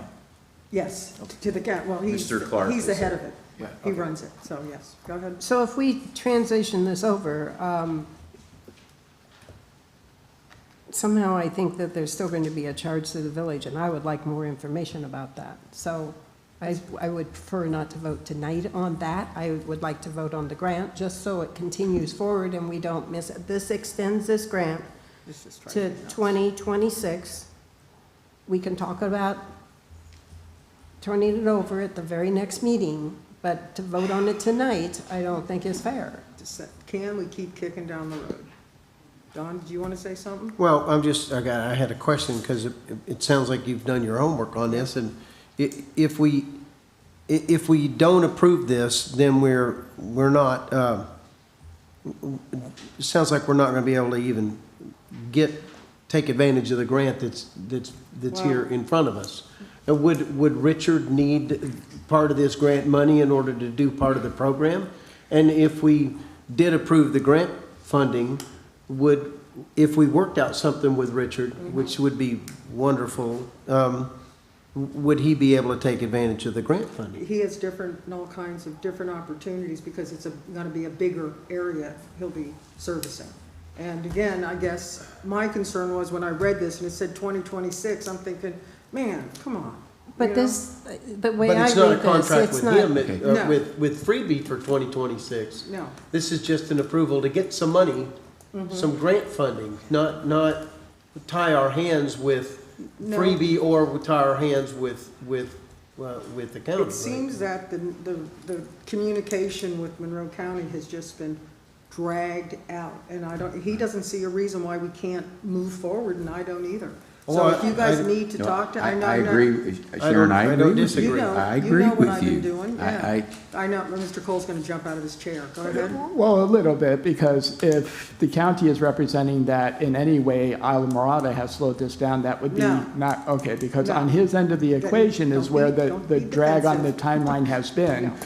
But we've been working collaboratively with one another, and again, at last conversation, he told me he needed to give me a plan and schedule him to come speak to council. So a lot changed since that conversation a week ago, and I wish he had reached out to talk to me so that we wouldn't be having a conversation right now with so many questions. But I think the grant being till 2026 was actually a good thing, because originally it wasn't supposed to extend to 2026, so we ended up getting additional potential funding through FDOT to support the program, which is not to say that we are planning to run it until 2026. To the contrary, I keep reaching out to Richard saying, when can we get this done? And he's been asking for a little bit more time. So that having been said, having Richard come and having everyone in the same place at the same time, so we can get that really nailed down to a firm schedule and make the transition, I'm all for it. Okay, so can we maybe get him here in December and still shoot for maybe them taking over the first of the year, please? What would you like to do? I'd like to move out of transportation for the village and move to the county handling it, because, When? I'd like Tonight? to see January, no, but just that we're headed in that direction is what I was looking for, because this just seems, you know how long we've been doing this? It's like one thing Sharon, after excuse me, I'm sorry. That's I okay. didn't mean to cut you off. It's not that I don't want to move forward. I just want to make sure that we have the time to get the right thing done. All this does is keeps the grant in I place know. for us until weekend, and you bring Richard back on the 10th, whatever the Okay. December date is. Can I do that? And, Can I set but something? once again, I'm not sure that from the 10th to the 31st we can get done, but maybe we can get done by February 1st. Well, just as long, like I said, this has just been going on and on and on. It's not that I'm opposed I know. to giving it up. It's Okay. not, okay? So are we agree that at least we can move in that direction to transition? Because he is ready to go. And, I mean, we need to not be sticking our nose in stuff that, it makes more sense to give it to the county. It just does. Mayor, is this time certain can we postpone this to the December 10th meeting and we be okay and it not harm anything, or is that? I don't know the Well, let's answer. approve the grant just because, and then, Okay. but still, let's Let's- transition to. I like That's fine. Is that That's fine. agreeable to everybody? Are you- I like that. Yeah. We gotta have public comment. Okay, does anybody have a public comment? Thank you, Sharon. Yes, Joe Wishmeyer? Okay. I liked it. Yes, Joe Wishmeyer, Plantation Key. My only concern is, I know when the freebie program started, it seemed like a great thing, and it was a freebie. Now it's gone up to $2, which, I think that if a lot of the tourists are gonna use that, why should the taxpayers have the burden of that? I'm just concerned if it goes to the county, what if they wanna raise it to $10 or $15 or something like that? Would we have any control over that, or that would be my only concern? Thank you. Okay, thank you. I'm not allowed to comment back. Anybody else? Yes, we have a speaker on Zoom. Okay, Mark, go ahead. You've got 3 minutes. Hello. I just wanted to kind of leave it out there. Any kind of grants you get, I'm all for the city taking advantage of. Just keep in mind the length of time. With Tesla's robo-taxi, there are people that are interested in providing taxi service with their Tesla robo-taxis in the area. So, just keep your options open for what's available out there in the future, and just kind of leave it out there that there are people who want to help provide this service in the future. That's all. Thank you. Anybody else? John? Can I just make a reminder to the public, if you can state your name and address when you're coming to the podium, please? Thank you. Okay. Yeah, close public comment. Or over Okay. Zoom, yes, sorry. Okay, Or so- the virtual podium. Going to close public comment, and I guess we'll go ahead and move to approve with scheduling Richard to come and look towards transitioning over to the county. If you're making that motion, I'm seconding. Thank you. We good? Marnie, call the roll, please. Okay, Mayor Mahoney? Yes. Councilmember Gillis? Yes. Councilmember Friedman? Yes. Vice Mayor Horton? Yeah. And Councilmember Pender? Yes. Motion passes 5-0. Tab 10 is a resolution of the Village Council of Islamorada Village of Islands, Florida, approving a professional services agreement between Icon Technology Group and Islamorada Village of Islands for fiscal year 2024 to 2025, authorizing village officials to implement the terms and conditions of a professional services agreement, authorizing village manager to expend budgeted funds, authorizing village manager to negotiate and execute a professional services agreement, providing for a waiver of competitive bidding, and providing for an effective date. Okay, is this AJ's? Who's tab? Oh, come on up. Ramon? Good evening, Council. Hi. How you guys doing? Good. So pretty much, do you have any questions on this, Mayor?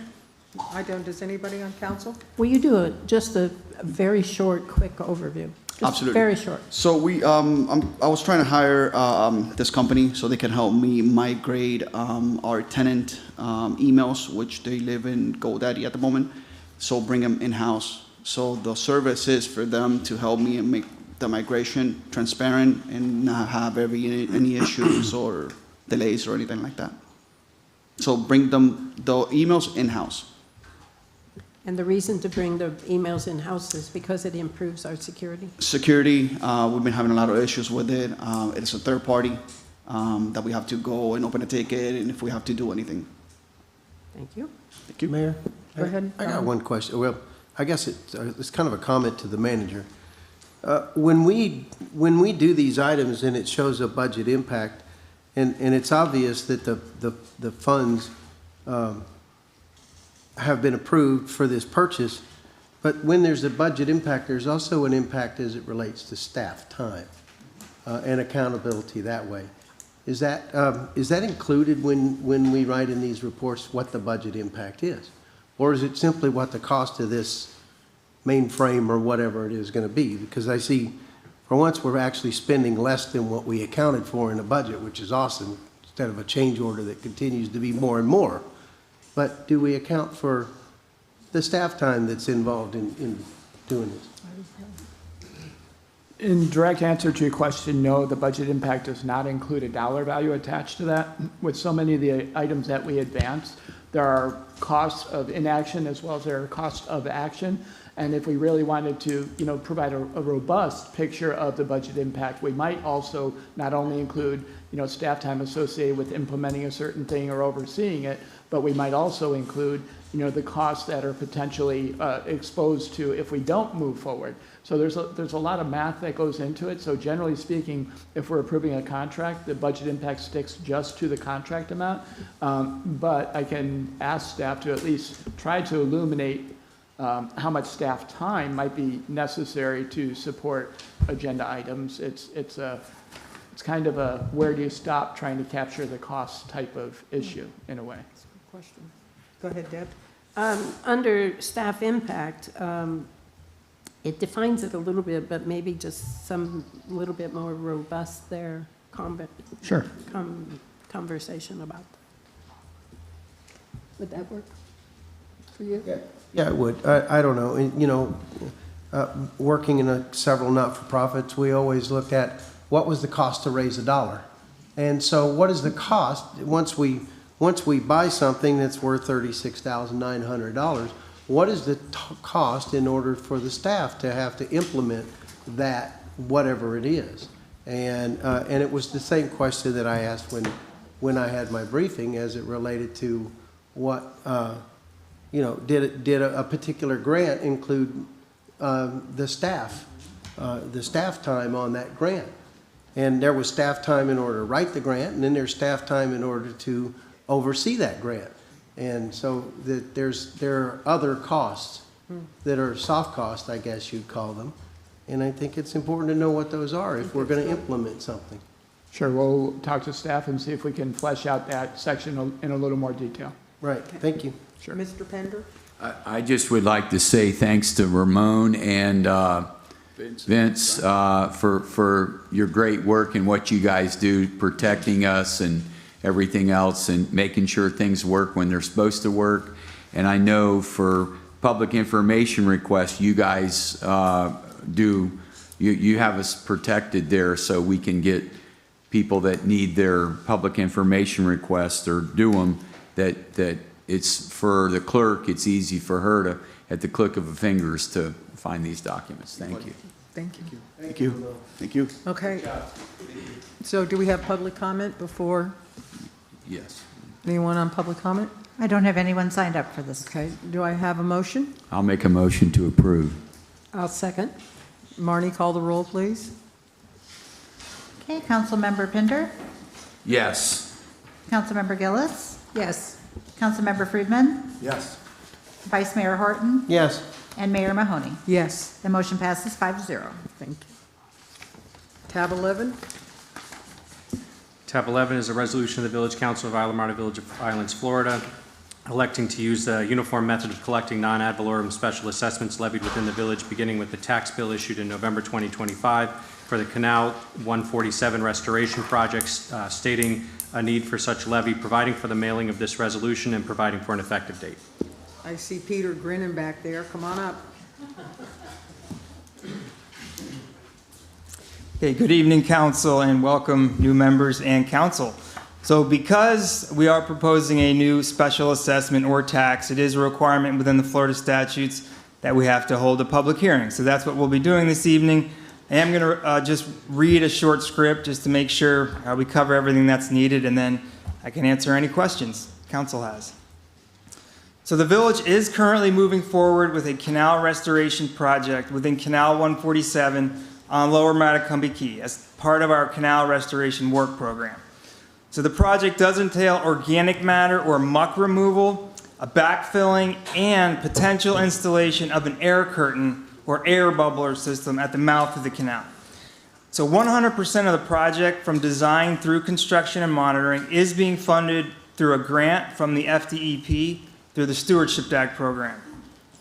However, the operation and maintenance of the air curtain would have routine and ongoing costs that are not covered under the grant. So the village is considering an assessment program to fund these operating and maintenance costs that will be starting next year. That would be in November 2025. So the residents affected would be those canal front properties on Canal 147. That's the canal shown here on the map. Thanks, Frank. That's in between Atlantic and La Serra lanes, and there are 18 parcels surrounding that canal. So the village staff have been discussing the idea of this assessment with the residents over the past year. And we did ask all the property owners to vote on whether they wanted to move forward with the project and the assessment. And the majority of the property owners did vote yes, they wanted to move forward on the project. So the assessment would be divided equally among the affected property owners, and the cost to the property owners is expected to be $1,250 per parcel per year. So the village staff presented this idea to the village council at its regularly scheduled meeting that was on May 27th, 2024. And during that meeting, the council did give direction to staff to move forward with taking the necessary steps that we're doing tonight to implement this new assessment. So the Florida statutes, as I mentioned, it does require that we do hold a public hearing, which we're doing now, and also adopting a resolution of intent to use the uniform method of collection for any assessment program in the calendar year prior to any such collection. So this resolution before you this evening, this would specifically reference the potential special assessment program, and it does reserve the village's ability to impose the assessment in the incorporated areas of the village. And this resolution does not obligate the village to use this method or impose a special assessment. This resolution is only assisting the village in meeting the statutory notice requirements to preserve this collection approach. So this resolution is non-binding, and the village may reduce the areas covered or reduce the costs or decide to not go forward with the assessment program at a later date. So by adopting this resolution, the village is simply reserving the right to use the tax bill collection method beginning in November of 2025. And if adopted, the village staff will be sending a copy of the resolution to the Florida Department of Revenue, Monroe County Tax Collector, and the Monroe County Property Appraiser before January 10th, 2025. And staff is recommending that the Village Council pass and adopt this proposed resolution. And happy to answer any questions if there are any. Okay. Anybody got questions? Go on, Yeah. Tom? So that's $22,500. I mean, what we need to do in there is wonderful. I mean, this is great that there's a little canal, it's dead end, getting rid of the seaweed that floats in there and stays in there and goes to the bottom and kills everything else is wonderful. Well, why does it cost $22,500 a year just to maintain that system? Is there? So you came to that value by multiplying that cost times the parcels? Yes, sir. Okay, just checking. Okay, so those fees were calculated by our vendors who have a very good idea of all the maintenance costs and replacement. That also covers replacement for the first 7 years. We also got guidance from Monroe County, who established the model for this. So this isn't the first time this is being done. We have a really good idea of what the routine operating and maintenance and electrical services costs are. We verified that value with our consultant, Answer Advisory, who assists the village with our special assessments, and that was the value we came up with. What's required to maintain a bubbler? So that does, so it is, there are electrical components. So there are, as we do operate 3 of those in the village, the air compressors need maintenance, the hoses often need maintenance, and then the diffusers at the mouth of the canal often get moved. Sediment would fill them. If there's storms, could be an issue. So those are the types of maintenance problems we can have. Now, I will say, this is the higher end of the estimate on costs. We very, very likely will be reducing this in the future. We would not be increasing this. And by all means, we can assess how much we're spending on these costs and reduce at a later time. But we've been given direction that to go with this value based on estimated costs from our consultants. Does seem expensive. I have a question. Okay, thank you. Sure. Go ahead, buddy. Peter, who pays for electric for running these compressors? That's factored into the cost. Okay, I just So, want to yeah, make that sure would that be the- owners weren't getting, yeah. property owners weren't getting charged extra or whatever for that. No, that's the charge of the service charges are factored into that cost. Okay, Per all right, parcel all right, per thank year. you, thank Sure. you. Go ahead, Deb. Okay, I had a question. You said something about replacement costs. So 7 years from now or 10 years from now, whenever that is are the homeowners responsible for the replacement? The first time we paid for it, the grant paid for it. What were you referring to as replacement? Just parts to keep the pumps running or what? That would be almost certainly in the event of a hurricane, flooding, or if a car were to plow through the whole system. But we've have had to replace these due to Hurricane Irma. So that's what that cost is. Full To replacement. replace the whole system? Yes. Okay, I just trying to clarify. Is that FEMA money to replace it? We did not. That's a great question. In other words, he doesn't. I think it may have been covered by our FEMA costs from Irma. Yes, as I recall discussions with Maria Bassett, because it was insured, we were able to claim that. So Awesome. Good. I think that's accurate, but I'm not 100% sure on that. Good questions. Thank you, Pete. Do you have something? Sure. No, I just want to say I think that these programs are incredibly important. I think Pete's doing a great job on this, and the fact that we have a majority of homeowners that are agreeing to the assessment, I think is fantastic. Yeah, Yeah, it's absolutely. true. Anybody else? No? Open public comment. Does anybody have anything? Thank you, Peter. Thank you. Yes, Sue Miller would like to speak.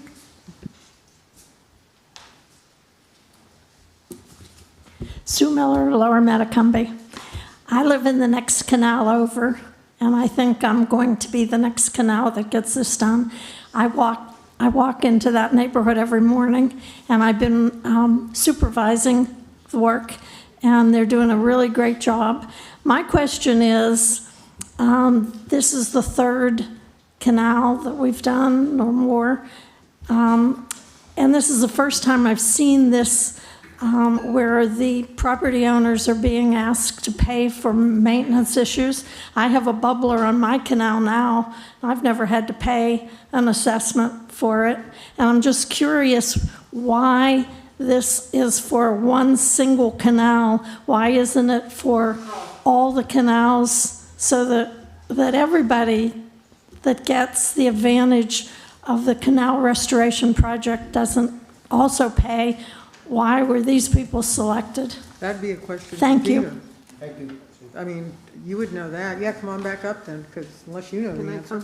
make a Go ahead. comment at least? I asked part of that question during my review, and if I understand this right, is going forward, it would have to be different for each canal, but I don't know why we haven't done it for past canals, so that would be your question.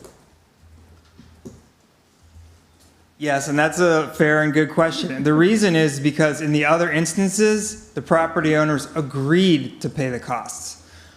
There was no one within this canal system that agreed to pay those operating costs. However, they were requesting that we do it. And it was the residents, in fact, that asked to set up a special taxing district. So that's why. I mean, first option, if they're willing to pay for the electrical service, we would certainly allow them to do that. You mean Is that- one homeowner? So for in the it, case of the or- village, it's different. We do have one resident that is paying for the full service costs, electrical service costs for one of the canals. And the other two, it's split up between the homeowners associations. But you said that 18 people, or the majority of those 18 people agreed to this. They Yes. just didn't agree to pay for it. Correct. They wanted the system I get but it. they didn't agree to pay for the system. And you keep saying that the other canals, they agreed to pay the electrical cost. What about the maintenance cost?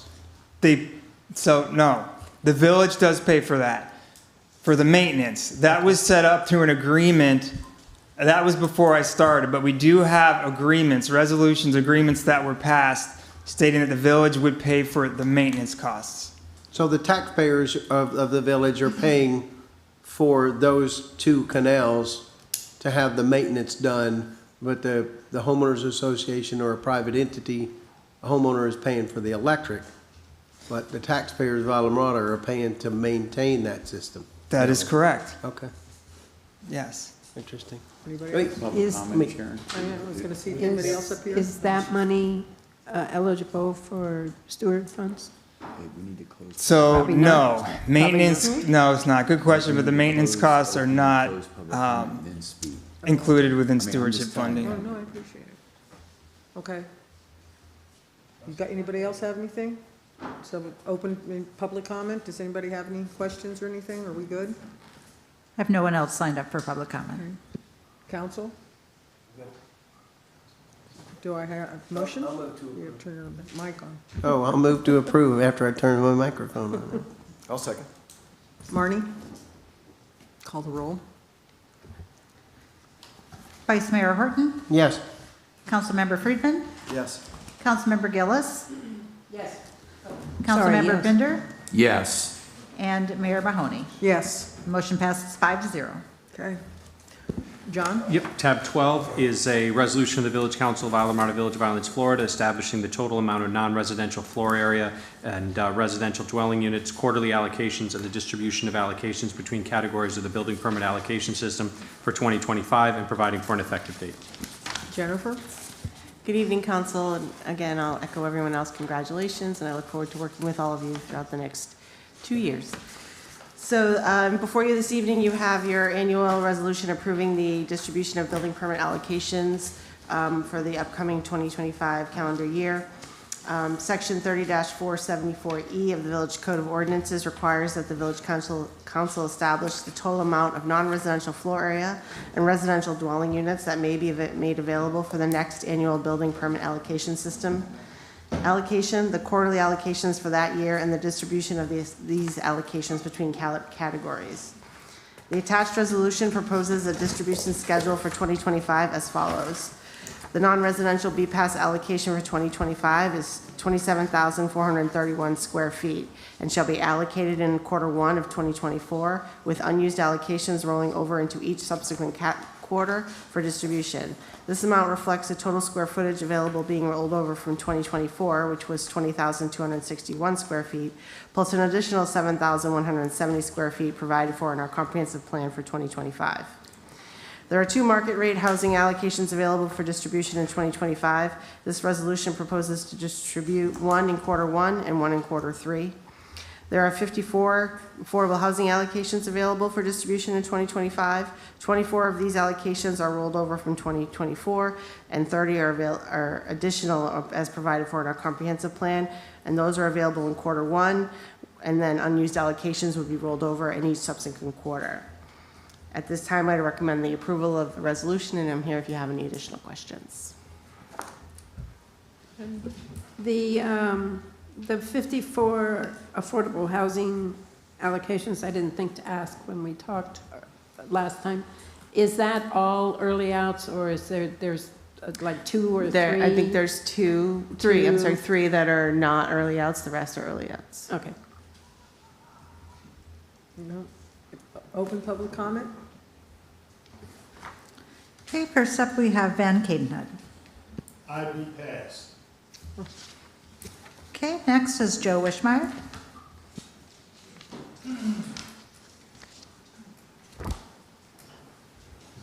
Yes, Joe Wishmeyer, Plantation Key. I just want to reiterate what I said earlier, that now that the village has hired a firm to redo the comp plan and the LDRs, and they said it would be done in like 10 months or so. I don't see why we keep moving forward on things when we have no idea what the new plan is going to consist of. So therefore, I would respectfully say you ought to just suspend everything until we get our new comp plan and LDRs to find out what direction that we're headed in. That way, we have a good direction to go. Thank you. Thank you. Anyone else? Yes, I have someone on Zoom. Okay. SANCS 256, go ahead. Please state your name, and you have 3 minutes.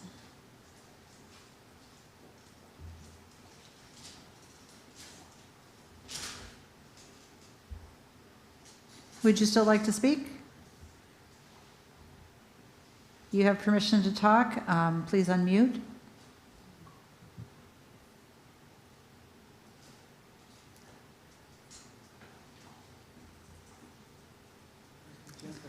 I guess they're not there, huh? Okay. Hands not going down, but also not unmuting. Anyone else? Nope, that's it. Okay, council? You guys have comments, questions? Steve? I mean, I'd like to hear from the other council, but I tend to agree with Mr. Wishmeyer about, the comp plan and seeing how we can. Ask Jennifer, how would that goof up people, though, who are in the process of stuff? Goof up, that's not a proper word. Sorry. It's planning goof up. It's the first thing we learn in planning school. No, I would defer a little bit to John for legal advice, just because our code does require that we establish this distribution schedule annually. We do have 54 people waiting on the BPAS list for allocations. Our comp plan does establish what we have intended to give out annually over the next, so many years. So that's where we're at. There's, just because somebody applies also doesn't mean the council, I don't think, has to give it, but I will let John answer those questions. I would also just remind the council and the public also that we have a moratorium on market rate BPAS applications. So no new applications are coming in, but yes, we have, 54 people on the list. Our comp plan does require us to allocate these, at least for the year. I mean, it's definitely something that if we don't do it, we would not be in compliance with the comp plan. I make a motion to approve. I'll second. I don't know if there's any other comments. You can still discuss. I can second after. for discussion We anyway. can still comment. Steve, if does that anybody make wants. sense to you? And Deb, do you want to say anything? Are you good? Well, I would have made a motion to approve, so Okay. that's And already all also- taken care of. And also just a reminder, any BPAS allocations that are being awarded will come back before the council too for Yep. specific individual Yep. consideration. Yep. Okay, so Marnie, please call the roll. Councilmember Pinder, Yes. Vice Mayor Horton, Yes. Councilmember Friedman, Yes. Councilmember Gillis, Yes. and Mayor Mahoney. Yes. That motion passes 5-0. Thank you. John? Tab 13 is a resolution of the Village Council of Islamorada Village of Islands, Florida, approving agreement between Islamorada Village of Islands and Answer Advisory for specialized professional services related to the maintenance of non-ad valorem assessment programs for wastewater, stormwater, and solid waste collection services for fiscal year 2025 to 2026. Approving the waiver of competitive bidding, authorizing the village manager to execute the agreements, authorizing the village manager to expend budgeted funds, and providing for an effective date. Miss Lisa? Good evening. Congratulations, everyone, on your positions. Look forward to working with all of you. Tonight's resolution is basically something that we have to do every year. What we do is we hire a consultant, Answer Advisory, that used to be GSG, and they do all the calculations for us for our solid waste assessment program. These are all on the tax bill. They're non-ad valorem assessments that are assessed to the citizens. For solid waste, and that's currently at $490 a year. We may have to do some alterations on that next year, raising the rate on that. I'm not sure. We've kept that pretty much in check for the past 2 years. So it affects that, and the stormwater assessment program, which is at $32 currently, and then the wastewater assessment program, which varies according to which area you're in. The North Plantation Key, the supplement on the Woods Corner or the RSA 1 or RSA 2. Now, on those wastewater assessments, the citizens can elect to pay the balance of those. We can give them those numbers if they call into the office, and we've had several do that this year. It doesn't have to be on your tax bill. The other two do have to be on the tax bill. So the total amount of their services is $37,250, of which they haven't raised their rate in several years. And they do provide services from January through August. They have to start their calculations early, gathering of their information they get from the property appraiser and that type of thing. So they do a lot of good work for us. We haven't had any issues with them, and so my recommendation is that we keep them. Council, any questions for Lisa? I don't have a question, but I do have a statement that these people have done a wonderful job over the, I don't even know how many years. And the fact that in 7 years that they have not raised their price to us is absolutely amazing. Any questions? Okay. Open public comment. Anybody have anything they want to say? No? Okay, I don't have anyone signed up for public comment for this item. Right, Council? I'll make a motion to approve. I'll second it. I'll second it. Marnie, would you please call the roll? Councilmember Gillis? Yes. Councilmember Pinder? Yes. Councilmember Friedman? Yes. Vice Mayor Horton? Yes. And Mayor Mahoney. Yes. The motion passes 5-0. Before you go forward, John, you guys good to keep going? We only have 2 tabs left, or do you want to take a little break? Sure, let's get it done. Okay. Get her done. Everybody good? Get her Very done. good, just making sure. Okay, John, please. Yep, and then after I read the title, there's just one thing I want to advise you all on parliamentary procedure on this item. This is tab 14. It's a resolution of the Village Council of Isla Marta, Village of Islands, Florida, providing a recommendation to the Monroe County Board of County Commissioners regarding the number of additional residential building permit allocations the village would like to receive in potential future allocations, repealing resolution number 24-10-122, providing for transmittal of this resolution to certain people within the county. As you all might, before Jennifer gets in, and I'm probably going to steal a little bit of her thunder, but the resolution 24-10-122 was passed in October, recommending 104.75 BPAS, or recommending the request of 104.75 BPAS units to be allocated over 12 and a half years. If the council would like to consider a resolution repealing that and changing the number to any number, whether greater or less, procedurally the council would need to also move for a waiver of the current village council procedures, specifically section Roman numeral 2G, which talks about what's called renewal. I'll just read it. It says, once an action is taken on a proposed ordinance or resolution, neither the same matter nor its repeal or decision nor a substantially similar matter may be brought before the council again during the 6-month period following said action unless a majority of the council agree to waive the rule. So if you do want to act upon this, the first motion would be to waive the rule. It would require 3 votes to do that, and then the council could act upon it should it decide to. Okay, Council, anyone want to? I would like to make the motion to waive the procedure. Is that the correct wording on that? Is that to repeal the, you mean? Yeah, it would be a waiver of section Roman numeral 2G as it applies to tab 14 in the agenda. That's what I said. I'll second it. We gotta have public comment. Okay. Anyone on public comment, Marnie? Well, we do have several people signed up for public comment. Public comment's not required on this. This is it merely, isn't? Okay. yeah, this He is told merely me. a. I know. I heard him, No, and I was. I told you.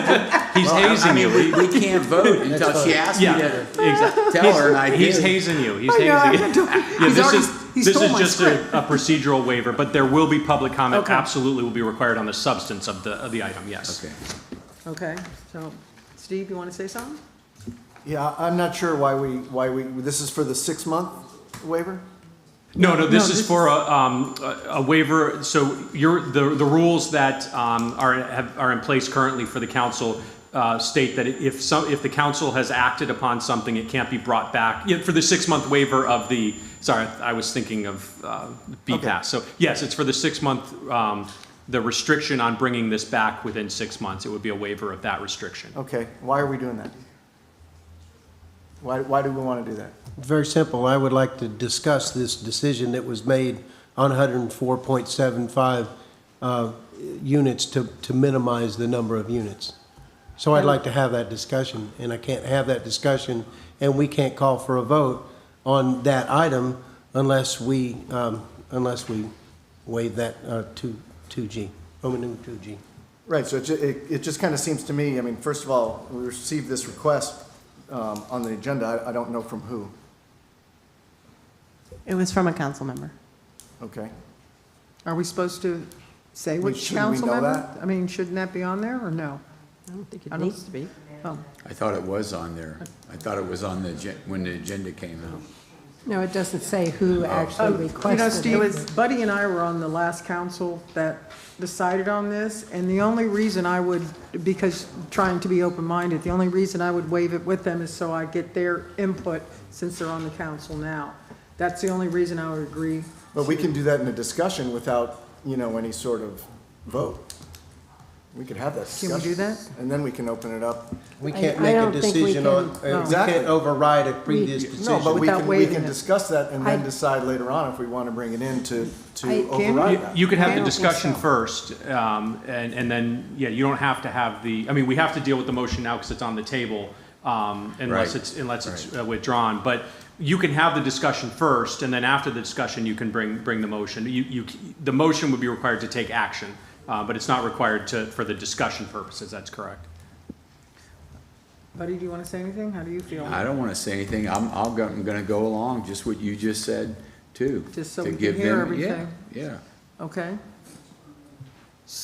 I didn't voice because he voiced, but I also wanted to at least have a discussion about this. So by waiving it, we're opening the ability to discuss it, right? Yeah, we I don't don't think necessarily, maybe that's at the end of the correct. conversation, we Okay. don't change the amount. Maybe we just leave it the way it is. Okay. Or But maybe we've we got- change it. Or maybe we change it, Right, so up or down. I would prefer to not risk any movement on it because of the previous council spent a lot of time and effort on getting to this number. I'm happy to talk about it and the reasons why we might want to change that number that was just decided on. Okay, so do we open public comment first? I thought. No, would say they don't that- have No, one, that's this right. is- John said there was no Yeah, public there's comment on at it. least not on the motion, so there's a Okay. motion on the table to So- waive, which we need to address. Okay. Do you want to start? Well, Marnie Oh, can no, call I've made the motion The second. so we motion, just yeah, call there's it- a motion and a second. So the clerk would Call the call vote. the Just roll call on the it. vote. Okay, so then call the roll, Marnie, please. Councilmember Gillis, Yes. Vice Mayor Horton, Yes. Councilmember Friedman, No. Councilmember Pinder, Yes. and Mayor Mahoney. Yes. The motion passes 4-1. So now we would need to open up public Okay, comment okay. on the substantive All right, issue. Marnie, is there anyone signed up for public comment? Yes, we have several speakers. Our first is Van Cadenhead.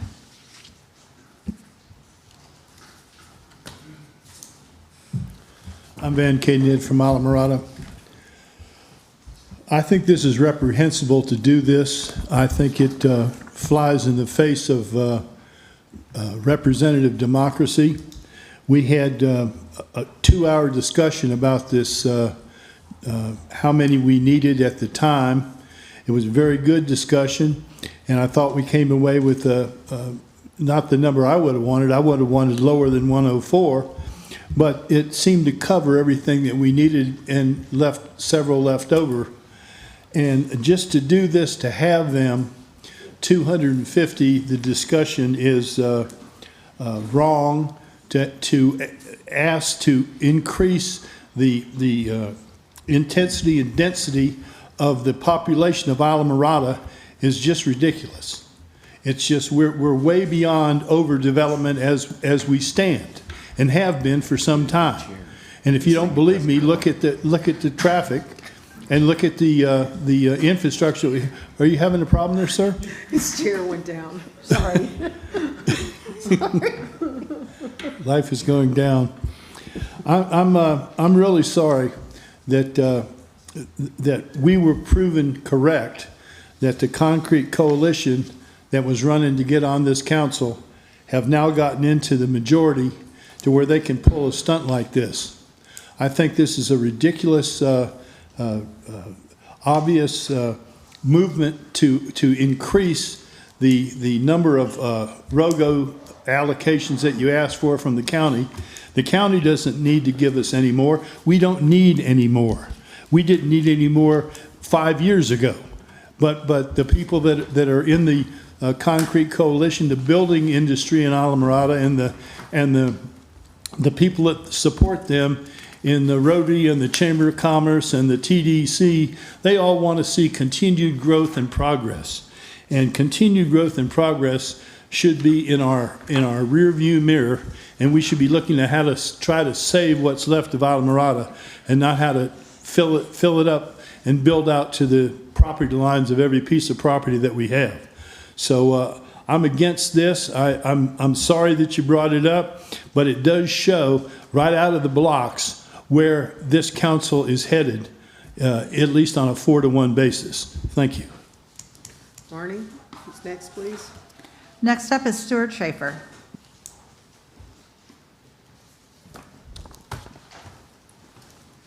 Good evening, Mayor, Council. Thanks for having me. I live on Sugarloaf Key. I'm representing the Sugarloaf Shores Property Owners Association. Our group is one of 20 organizations that are members of the Florida Keys ROGO Coalition, which is what this is for. We stand for a data-driven, objective analysis of this issue. So I sent a letter, I emailed a letter to everyone here, I think. I hope you have it. If you don't, I've got other copies. So from where I sit, there are 3 possible reasons for requesting more allocations. The first one is kind of psychological. Maybe there's a fear that other Keys governments are going to request as many as they can get, and they're going to leave you out in the cold. That's not what I'm seeing. I've been working with the county for months now on this issue, and I see them trying to take the minimum number required, not the most. So I don't think that issue is valid. A second possible issue for more allocations is affordable housing. You've got 302 allocations for affordable housing right now. I don't think you need them for affordable housing. So what's the third issue? It's takings liability. That's what all the local governments are afraid of, they're talking about, they're getting advice on. And I ask you to consider our letter on that subject. Unfortunately, it means we have to look at some numbers. And I'm going to try to go through this. I'm not going to read the letter, but I do want to point out that 250 allocations makes no sense from a takings perspective. So the first thing staff did, village staff, is they took a first cut at the number of buildable lots, 178.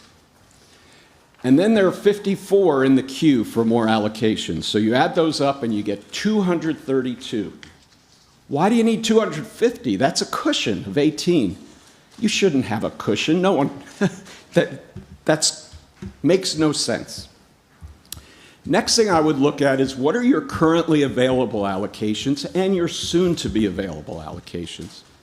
So you've got 13 allocations remaining from 2012. You have 23 administrative relief allocations. That's 36. And you're going to be getting 40 out of the 220 that have been requested from the state that are allowed under the evacuation model. Those are coming.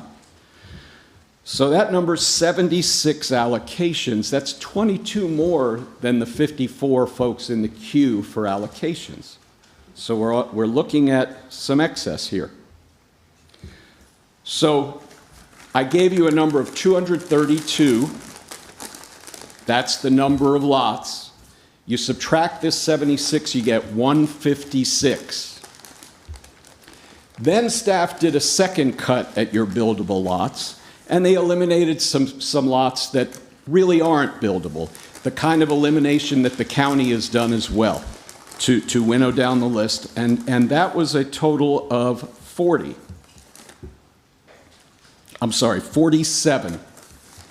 This was under the vacant parcel analysis that staff did. It's attached to the agenda item or the tab, and so this has been blessed by staff.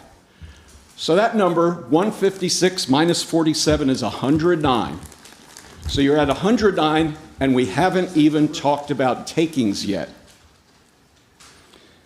Well, this vacant parcel analysis looked at takings issues. In particular, it identified 103 of these parcels that are contiguous and held by a common owner. There is a U.S. Supreme Court case that says you can merge those and avoid any takings liability. That is what you should be doing. So, 109 minus 103 is 6. I've gotten you down to 6, and I've got one more takings issue for you. It matters when these lots were acquired.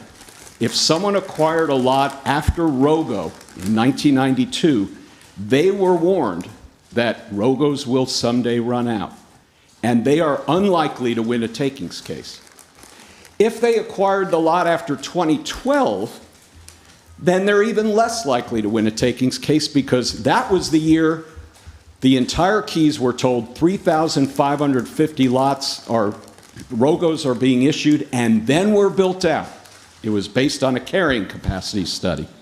So they sure were under notice that they had to get in the queue, and they did not.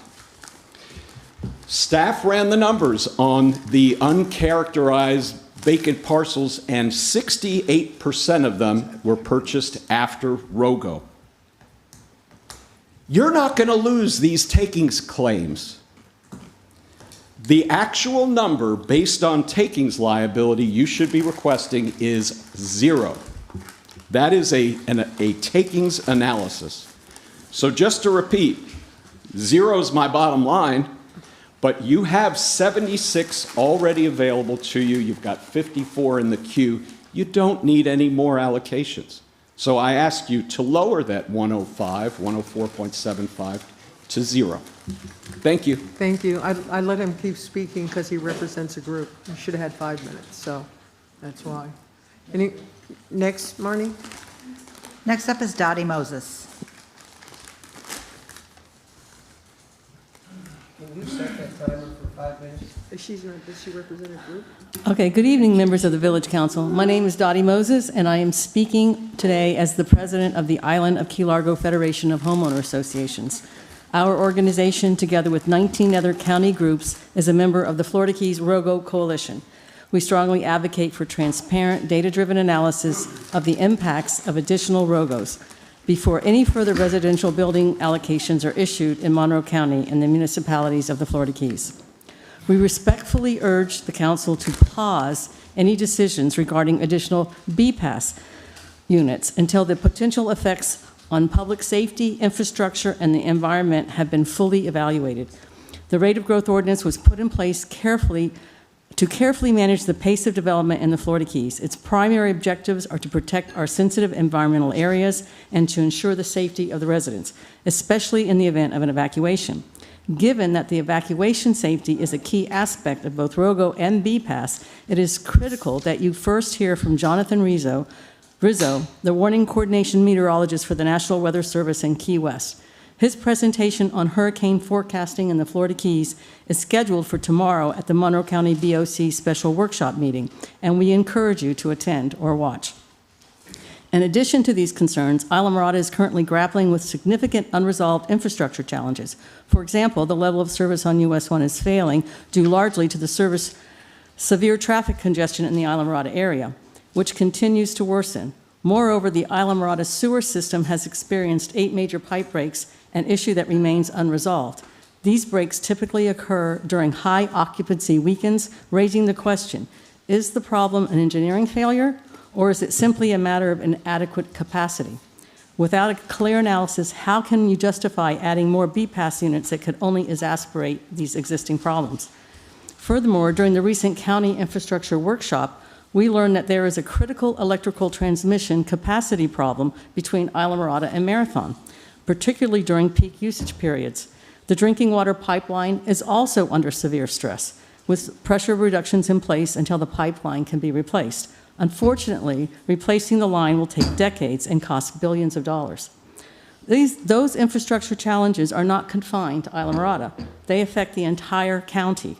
Wouldn't it be prudent to first hear the findings on the infrastructure cost analysis commissioned by the county before making decisions that could place additional burdens on our already stressed infrastructure?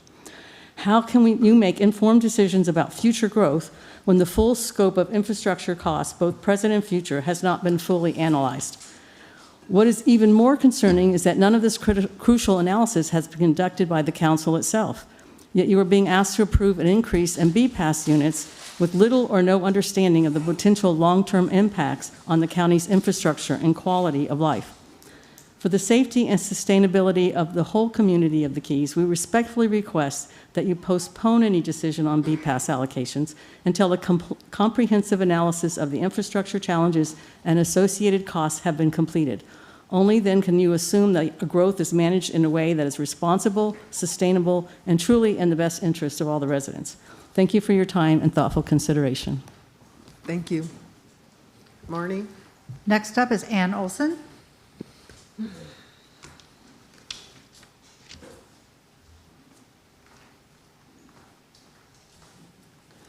Good evening, Mayor and council members.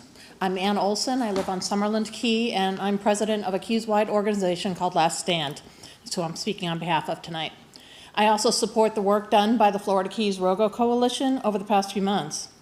And in just a few short weeks, over 1,000 people have signed the petition that states the first responsibility of government is to protect the lives and the well-being of the people. And as already said, but specifically, we've urged policymakers to conduct objective data-driven analysis so both you and residents fully understand the long-term fiscal, environmental, and quality of life impacts of more development. And the more data is collected, the more it shows that property rights litigation may be the least expensive issue. The highest costs are human and environmental. Let's just look at a few. Hurricane evacuation. Many officials say it's not that important, what's a few different hours, not everyone leaves. But the reality is that all evacuation models undercount the population.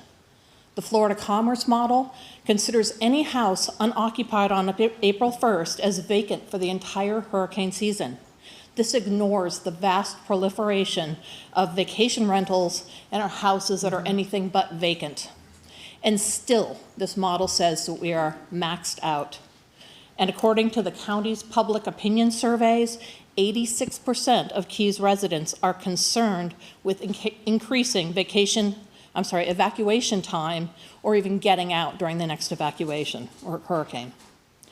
You may think it's less critical here in Islamorada. You're that much closer to the mainland, but the vast majority of Keys residents still have to get through Islamorada, and the traffic here is gridlocked on a good day.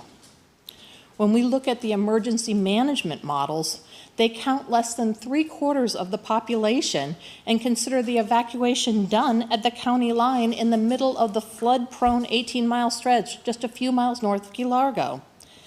And that still takes 43.5 hours. Extrapolate that into daytime evacuation when behavioral studies tell us that's when most people evacuate, and we're talking 3.5 to 4 days if we have that much advance notice. What if 80% evacuated instead? We've seen the consequences elsewhere in Florida, where typically they have 1 or 2 bridges and a few miles to get to safety. Here we've got 130 miles. Consider just yet another busted water main or sewer pipe break and the resulting traffic, or a simple wobble of the path trajectory, or the rapid intensification of a hurricane, considered both our new normal and the one thing forecasters can't effectively forecast. The consequences here are deadly. But what gets lost in this discussion is that the hurricane evacuation modeling is simply the agreed upon surrogate for carrying capacity, since that's easier to quantify than all the other environmental damage resulting from overdevelopment. The last carrying capacity study done in the 90s was damning. Worse, things have only deteriorated since then. The legal limits on development in the Keys were to ensure that development doesn't exceed the capacity of both our natural systems and our infrastructure to withstand all development.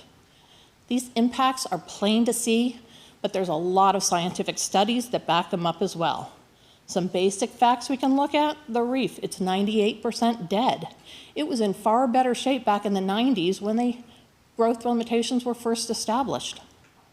Our water quality remains impaired, repeated again just this past week by the Sanctuary's Water Quality Protection Program. Fish die-offs, aberrant behavior are more frequent and include the death of protected and endangered marine species. I urge you to consider the true cost of exceeding the already reached maximum build-out. It's not just the cost of takings, as Stuart showed. It's weighing that cost against the economic loss to our fishing and our tourism industries, the cost to not just maintain but expand all of our infrastructure, and potentially the irreversible damage to our environment. So what sort of place will your decision and vote leave the keys in? As one county commissioner recently noted, development pressure is relentless. Even if you think you can handle resisting the pressure, what about the next board or the one after it? It's important because you can't undo too many. Remember, I hate to say this, but you can always ask for more ROGOs 5, 10, 20 years down the line, especially if there are improvements in quality of life, traffic, environment, and infrastructure. But you can't undo taking too many right now. We all know they're going to get used. This shouldn't be a race to get to the most. It should be a focus on the very least. And the latest county survey reflects just that. 84% of our citizens say either no more ROGOs or the 220 just requested by the BOCC. That's overwhelming support for very few. Thank you very much. Marnie? Good on you. Next up is Joe Wishmeyer.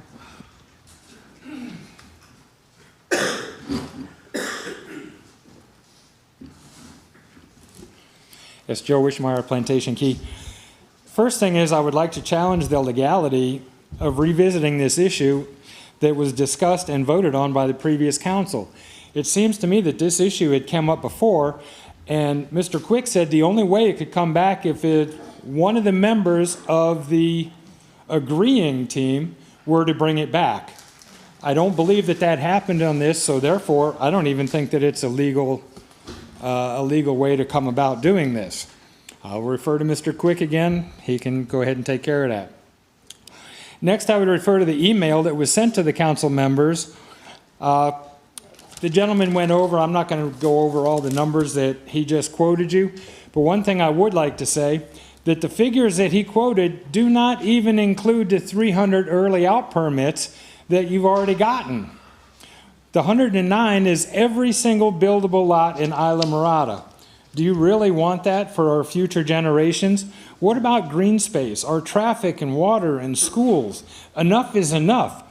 Build out has already been achieved. Our services are already maxed out, as was mentioned earlier, between the water mains and the sewer. Remember the mission statement. I keep bringing that up. Look out for future generations' happiness. Vacation rentals are not good for our resources. People abuse our resources, especially our reefs and infrastructure. Workforce housing, not affordable housing, is what is needed. Apartments, not mansions. Bartenders, waitresses, boat captains, boatmates, they cannot afford expensive houses. Look out for our workforce housing people. We have trouble getting enough of them in now. Most of them have to come from Homestead or Miami. Look out for them and make sure you do apartment buildings and not mansions. Thank you. Thank you. Marnie? Next up is Sue Miller.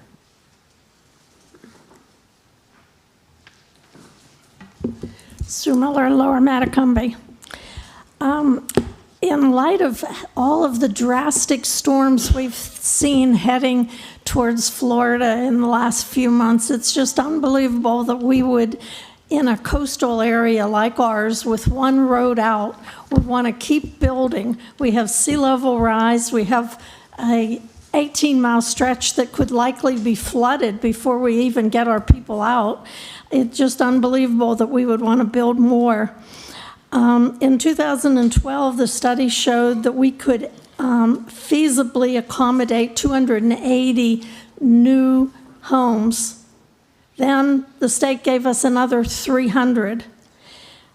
it seems to me now that you're way over what we thought we could accommodate back 10, 12 years ago, and we still want more. It's unbelievable to me that we are suffering from the congestion on our highway. Our reef is dying or dead. The fishing is lousy, and the environment is struggling, and it's not struggling because of anything except we're overusing everything we have, and it's time to stop. We have been billed out for a number of years. I have become a hermit because it is so impossible to get anywhere in this town except at certain hours of the day. And it's really exhausting to try to schedule everything so that you can manage to get from one place to another in this town, especially on weekends. And I just hope that the reason that you wanted to bring this back was so that you could reduce the number that the last council agreed to. Thank you. Thank you, Sue. Marnie? Okay, we have Zoom caller SANCS 256. Okay, you've got permission to speak. Go ahead. You've got 3 minutes. Please state your name.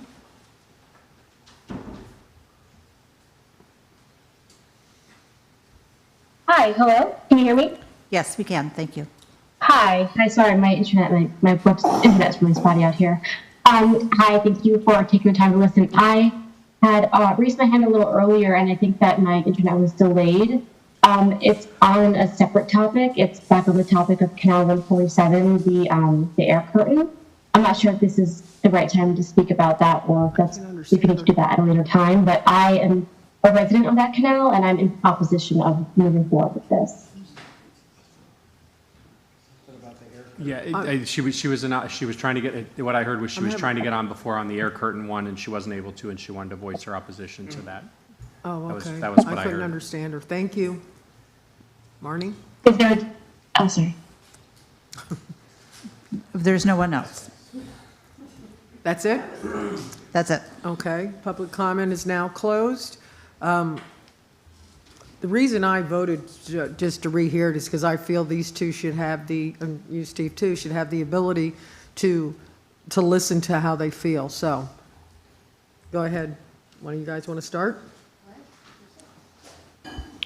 Well, it's no secret how I feel. I've said it twice in front of council, maybe 3 times in front of council.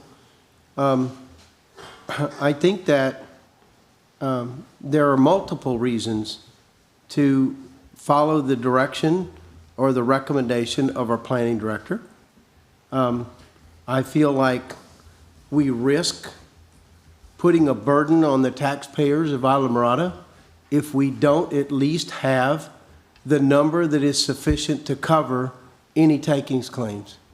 And I continue to hear people tell me that takings claims aren't going to happen. Don't worry about takings claims. But simply in my short time of almost 40 years down here, I've seen 2 very major takings claims that were successful.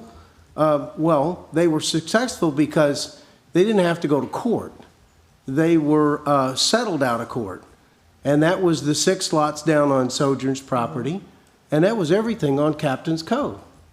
And they tried and tried and tried to either rezone or stop these developments, and the owners of those properties were successful in going to court, suing the village or suing the county, and coming back and having to get their rights to do what they did.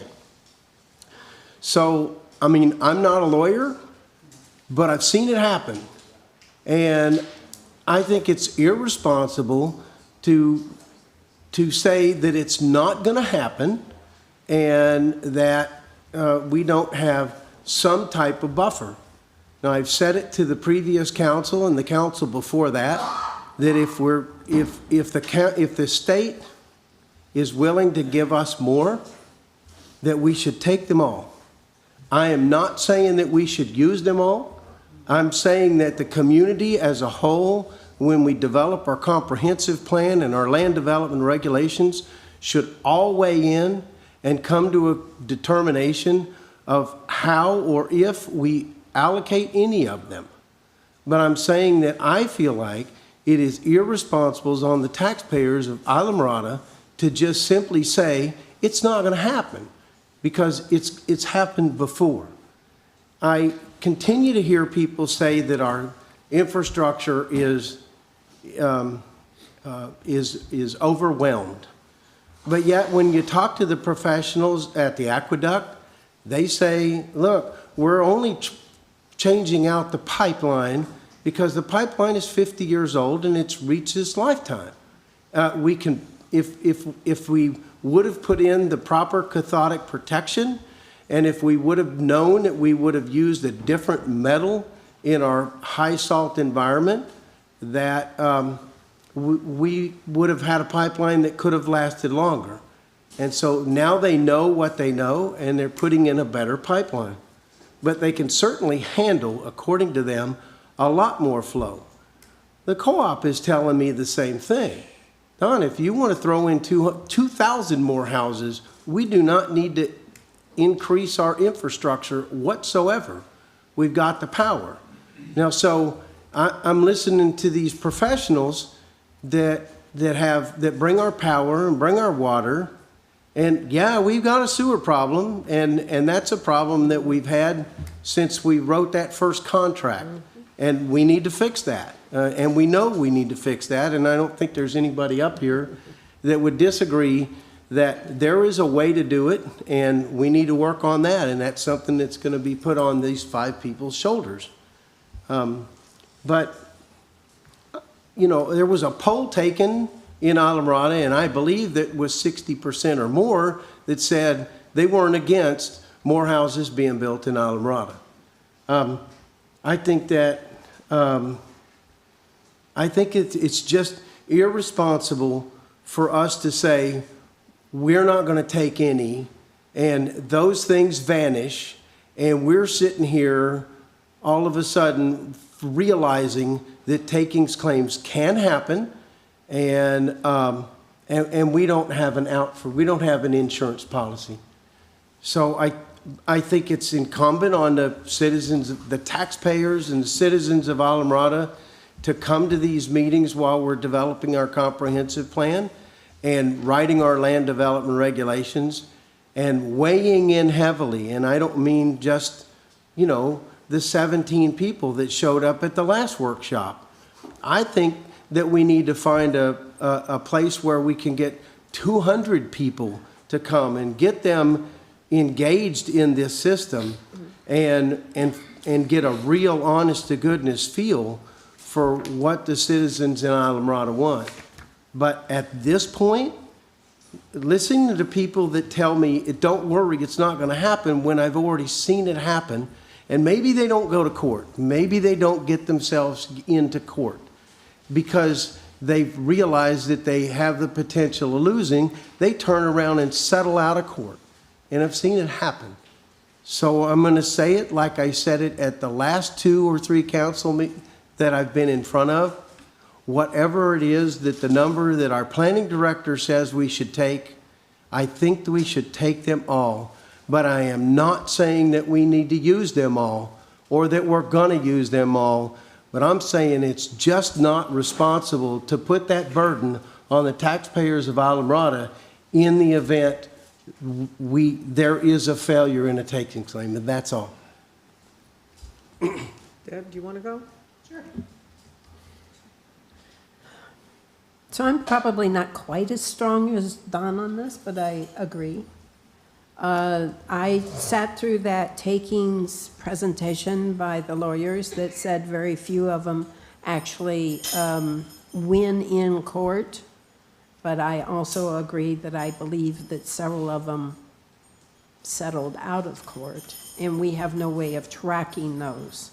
So we need to have that buffer because we don't want to burden the taxpayers with that dollar amount, whatever that is, whether we have to buy or we would have to do something And what that is, we're still working on the possibilities. The infrastructure is also not an issue for me at this point, because we have heard from the water and the electric people that, no, they have it. Do we have a problem currently with the pipe? Yes, they're working on that. But it doesn't mean that it can't handle more water. Even if we need more water, it means that it needs to be fixed. Everything needs to be fixed from time to time, everything. The sewer problem is a break that is currently being resolved, hopefully being resolved. And it's not necessarily from too much, it's in how it's being delivered, is where we think it is currently. But we're working on that. The list of vacant parcels that the planning department did, I went through them and tried to do my own ideas on them, and came up with a couple categories that I believe that probably would not need lots, and but several of those categories I believe could need lots, like the 103 properties that could be unified. Yeah, they could be unified, but will the homeowners unify them? Can we entice them to unify them? If we can't, we have to figure out some way of solving that problem. So maybe not all of them, maybe some of them. We don't know that figure until we get it. The 2 billboards. Well, we saw 1 billboard go away this last year, the 2 billboard properties, sorry. Maybe that's only 2, but 2 is 2. And I've said that before, is sometimes one is worth doing things for. The 24 that are habitat and hammock places and on the forever list, well, just because they're on the forever list doesn't mean that we can get them bought. It means that we can work really hard at that.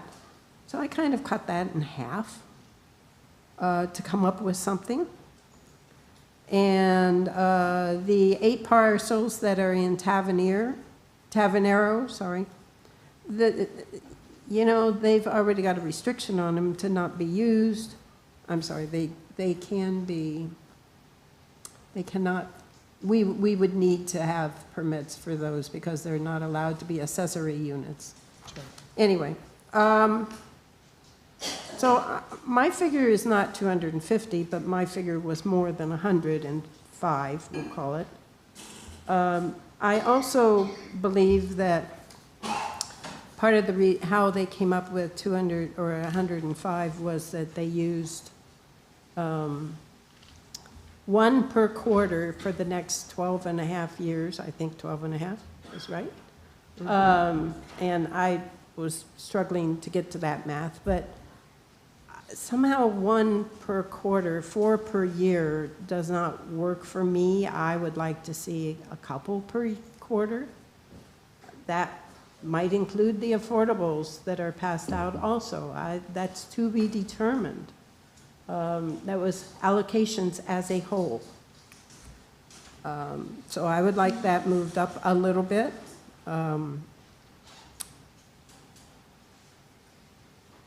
I believe we constantly keep saying that we have a problem with our workforce. Yeah, we probably caused it years ago of how we did this, but we need to figure out how to correct it.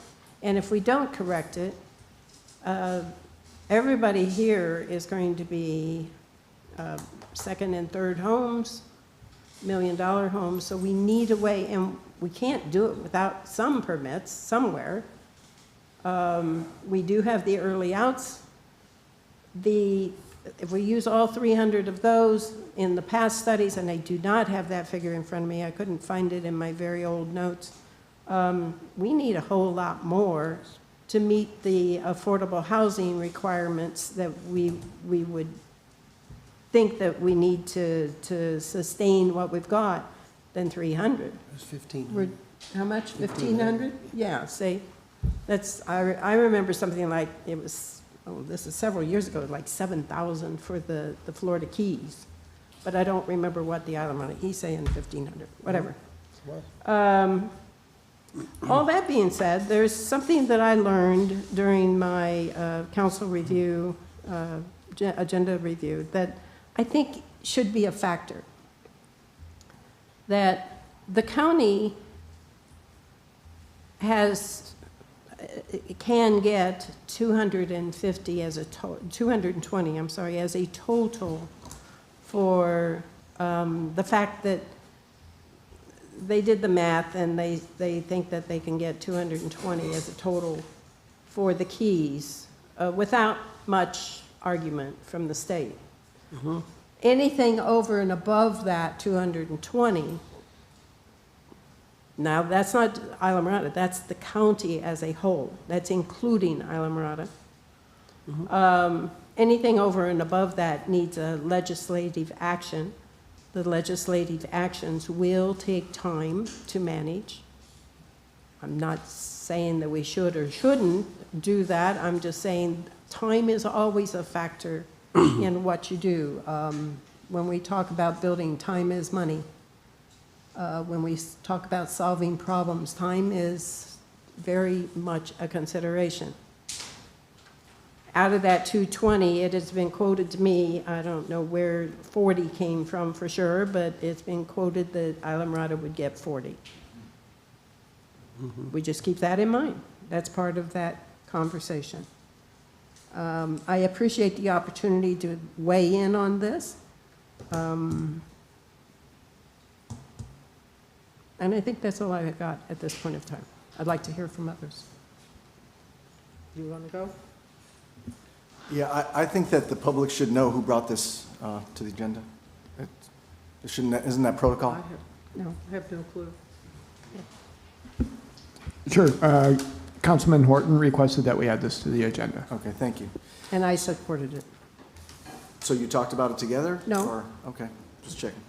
So I guess, you know, first of all, we're not showing any confidence in our council to defend these potential takings cases, which we have had success and some failure very early on in the process.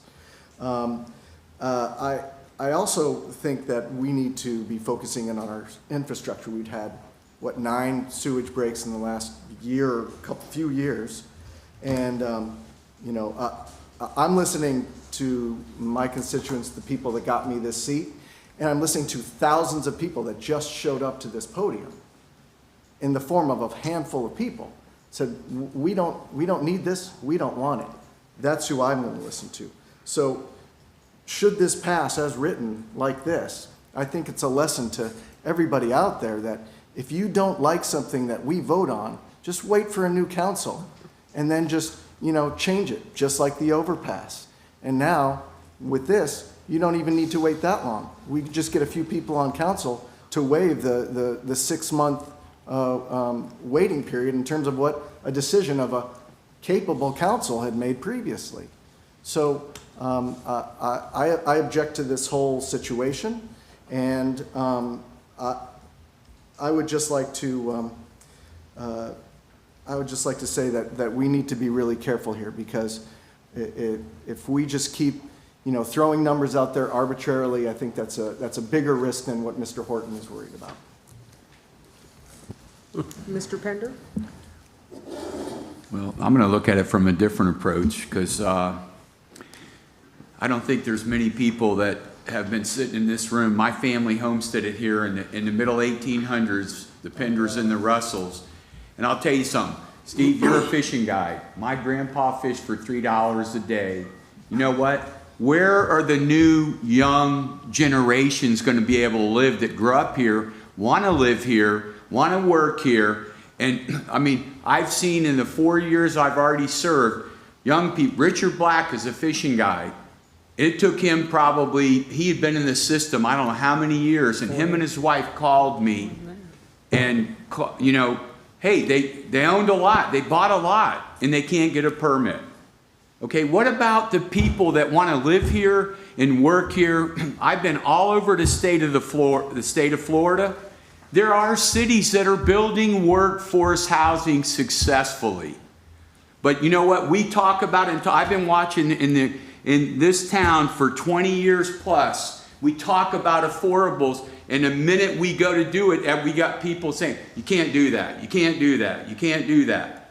We got to do something to help, and we got to try to make a place for the future generations. Because if not, I forget who just said it, but multi-million-dollar people are going to come down here and buy. I've seen Ocean Reef, 3 homes, probably $35 million, and they tore the whole thing down and they built a house that's probably, I don't know, maybe 20,000 square feet with probably over 10 or 15 bathrooms. But it just gets me that when I understand we got to have smart growth, but we got to start thinking about, the others. And I got family members that have owned lots since the 50s, and they can't get a permit. It's been in our family since the 50s. Is that fair? That my grandfather bought these lots, okay, and they've been handed down through trust and through when one of our family member dies and then one of the younger family members get it? Is that okay? Is it really fair that they've had that lot, it's been in the family for that many years, and now we can't even get a building right for it? All right, so I'm just saying, man, this is really, I was one of the ones that approved 100 units on the previous council. So was Sharon. All right, we approved 104. But, I waited 7 years to get a permit when the village first came in because I wasn't in the county. I didn't get in the county, and I waited 7 years to get a permit. All right? So, and I've worked all up and down the Keys. I know all about Lower Sugarloaf and Little Torch and Summerlin, all that. There are a lot of homes down there. It used to be nothing but mangroves. Now, okay, there's more homes, but this is not an easy situation that we're dealing with. But we have to build some workforce housing. We got to start thinking about the future generations. Who's going to be the fishing guide here? How are they going to be able to afford to live here? Okay, who's going to be the offshore guys or the eco tour people that are we going to bring them in from somewhere else? They're going to go somewhere else if they can't get the service they need here. I've already seen it happen.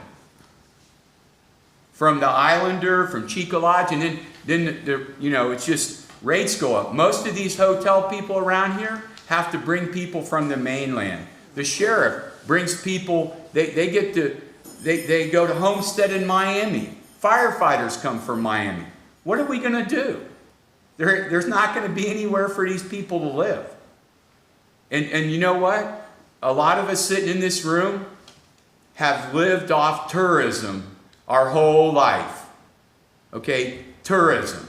People came here to fish, to dive, to go swim with the dolphins or go out and look at sharks or go in the backcountry and look at birds or whatever. I just, it's a very tough thing.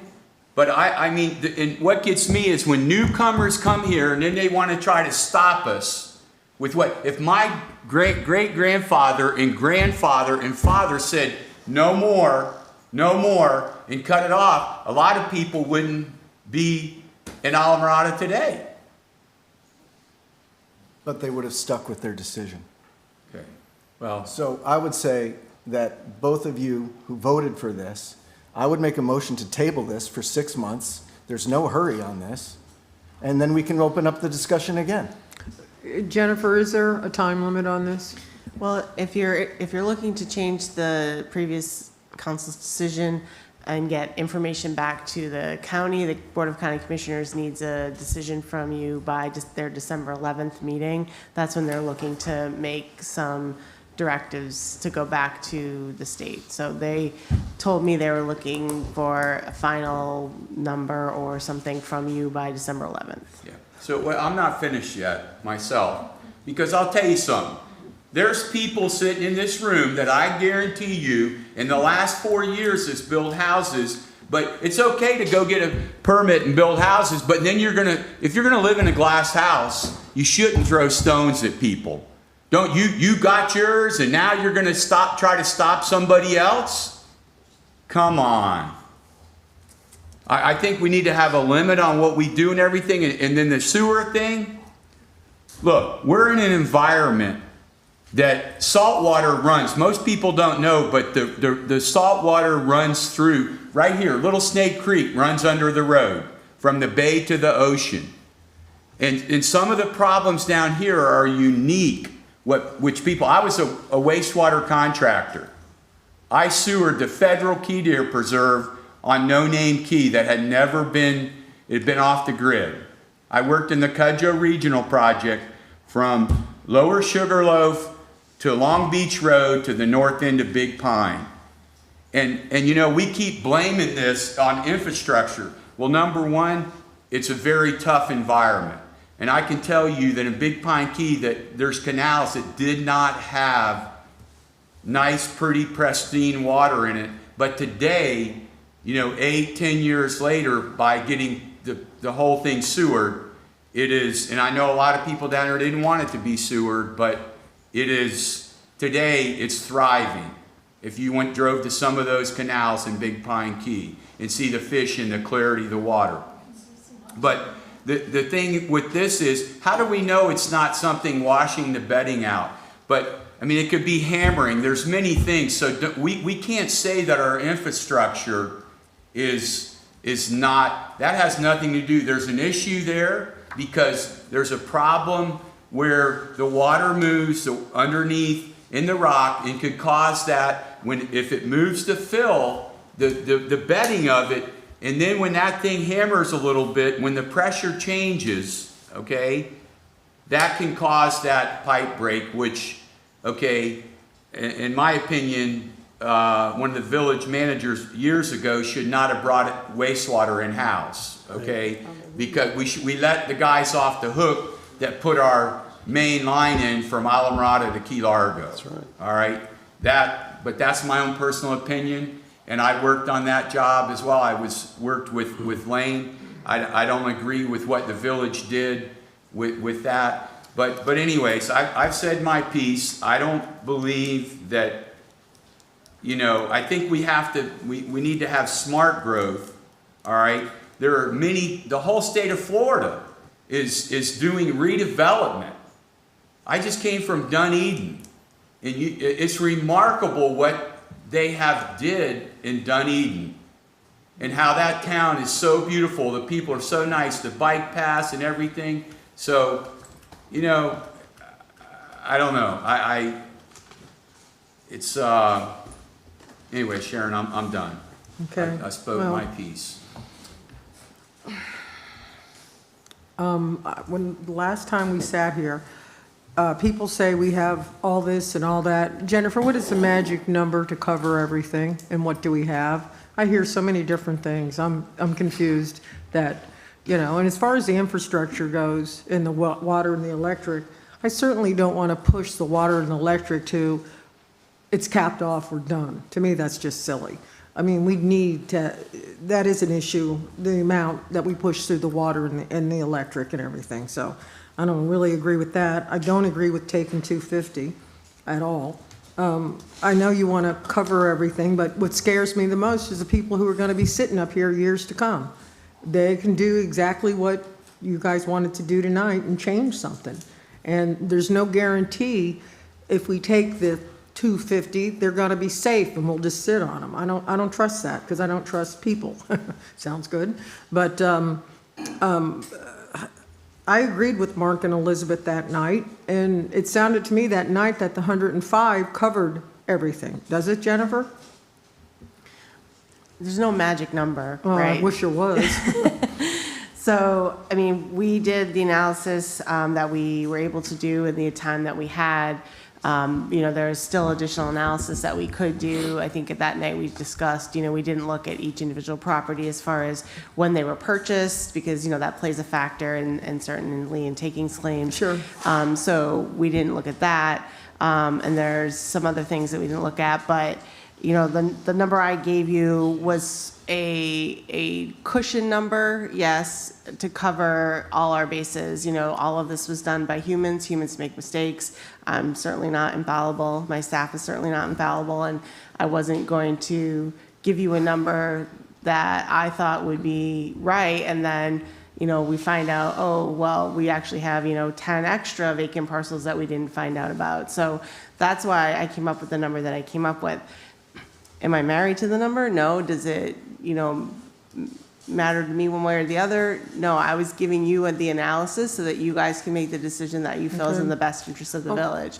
The other thing I just wanted to add, after that meeting and after the county had their most recent meeting, I received a call from the Department of Commerce because they are going over all of the jurisdictions' vacant parcel analysis, and they are, re-looking at all the numbers that each jurisdiction provided to do that analysis. And they had some questions about the analysis because they actually had a higher number of vacant parcels than we provided. And so they wanted to speak with us about how we came up with the number, and they want us to look at some additional things that they were looking at that we didn't consider. So they didn't give me their number, and I have to, by the end of next week, get them some more information. So that number is still in flux as far as the Department of Commerce is concerned. Well, can I ask Jennifer a question too? Of course. Okay. So Jennifer, when do we have to do something with this? If we can, is this something we can table and bring back next month, that we gather some more information, or what can we do with this? I mean, you can absolutely do that. Like I said, the county is looking for input, by December 11th for their meeting, which I think is the following week, so that they can make a good decision to then direct their staff what to do as far as their proposing meetings with the Department of Commerce to have these ongoing discussions. I think ultimately they're looking to finalize their decisions by the first of the year. So I think if, we give them a number, but then we're still looking at stuff, I think the first of the year is sort of the ultimate cutoff date. So we have a meeting on the 10th, correct? Right, Our council? and so The 10th and the 12th. The only thing I was going to say is if you continue it or defer it to the 10th, and a decision is made at that night, I would just ask that the mayor be available for signing a resolution as soon as possible so that we can get it to the county the following day. Can I ask a question? Okay, well, Mr. Quick, I'm sorry. No, go on, buddy. You're No, still John, done. Mr. Quick wanted to chime in. I was just. Yep. Just one point of clarification too. If nothing is done, we do have a number, and there's a resolution that stands currently, and that's what has been conveyed to the county, and that would stand. So we do have a number. If nothing is done, we do have a request number that is out there. And they have received the resolution already, so. Okay. So, Oh, go ahead. so first off, I have a lot of faith in West Road. I've worked with them for 24 years. I worked with them when I was the building official with Islamorada, and it's a magnificent firm. But I trust my doctor too, and I still have insurance. So it has nothing to do with not having faith. It has everything to do with trying to protect the taxpayer. And secondly, there was no secret. This isn't some secret thing. I'd said it, as I said before, multiple times in front of other councils. So my position is still the same position as I had before, and it is no surprise. So if the folks that voted for me, they knew what my position was, because I've been here and stood at that counter more than just about a lot of people. It just wasn't Certainly, here. it's not, the matter is not here. We do have the right to revisit this, which is what we're doing. I'm not arguing that. Okay. I'm just saying. So, but you said bringing I don't it- have faith in these folks, and I do have faith in these folks. I have faith in my doctor, and I still have insurance. Yeah, 'cause it And costs I money. don't want to put that burden on the taxpayers. But does that number have to come now, Jennifer, or can that number? Okay, so we're saying that the county is going to automatically get 220 or something, right? And we're So- going to get 40 out of that. I Is don't- that automatically yeah. going to So I happen? don't know that that's an automatic, right? Okay. I think the county, so what Councilwoman Gillis was referring to is without making any legislative changes, countywide, we can accept 220 additional allocations. Mhm. 40 of those can come to Islamorada. That's without making any legislative changes to the hurricane evacuation times. I listened to the last county commissioners meeting, and I believe they have directed their staff to request that 220 from the state moving forward, and they're continuing to do this analysis and investigation for additional options. So I think they're requesting it. Obviously, anything that comes from the state is their decision. Like, we're not just gonna get anything. They're gonna tell us what we're gonna get, right? So nothing's automatic, nothing's guaranteed. Anything else over that 220 would require legislative changes. So that would require, bigger conversations with the Department of Commerce, our state legislators, probably the governor's office, lots of different people. So that's a bigger conversation and a longer process. So I think, in the immediate, the 220 is, more in our grasp. And then anything beyond that, if we're interested in, is a bigger conversation. So I think that's why the county's looking for, well, what's your most outreach number? Because if we're gonna have those bigger conversations, we need to know what you're looking for on the further outreach. You may not get it, you may only get 40 because, if the state doesn't wanna make any legislative changes, you're not gonna get anything. But if we decide to go that route, or the state agrees with us and that's the way we wanna go, if everybody agrees, then what's your outreach number? Does that make sense? Go ahead, Deb. Do we have any feel for the 220 that it's somewhat guaranteed? I guess not. No. But, and then the second half of the question, let's assume, and it's a bad assumption because I know the word, but if we assume that we get the 220, the county gets the 220, not us, but we think that we need whatever that number is, because we've got everything on the table right now. Could that come in the future? Do we think that they could issue it in two pieces? Do we get our 40? And then as they work, and if they decide that, yes, the keys need more as a whole, could they do it in two pieces, or is it a one-shot deal? I think that's actually the idea, is to do it in two pieces. To ask for this initial request, because again, there's no legislative changes required, and then to continue to work on the other pieces. I think that's the idea. Okay, so what we're really talking tonight is that, of course, we want the two, well, maybe not, but of course, we want the 50 or 40. The 40. That comes out of the 220, whatever that figure is. Well, we want that. We're talking about that, but we're That's- also talking about what is your out I said number. that- yes, but so we're talking what the maximum might be over and above, because my number is not zero. My number is not zero, so I don't want it to get sent to the county, and I know we have the one in place that says 105 or whatever. But I don't want them to think that, oh no, we're not interested in that. We need some help. I've been to Tallahassee more than one time asking for help with this lot allocation problem. From my prior experience, we tried all sorts of things. And so this is the first time that I've heard any positive help to us. And some of those things that we tried in the past, they may come back again. But if we don't let them know what we think that we need, and I'm in agreement on the fact that takings is not going to be as high as has been implied, but it's not going to be as low as has been implied either. I think we're going to end up in between. There are going to be people that will take us to court, and can we win? Maybe half of those. And I do have faith in your firm. I do. I've seen them do a lot of good stuff. But that doesn't mean that all of them would win. I'm not at 250. So where are I you? know why you're at 250, but I'm not at 250. Where are you at? Well, I've tossed around about 20 million numbers here, so. We're really gonna do this? We're really just gonna start throwing numbers out when you guys made this Well, decision before? I can actually tell you how I came up with a number.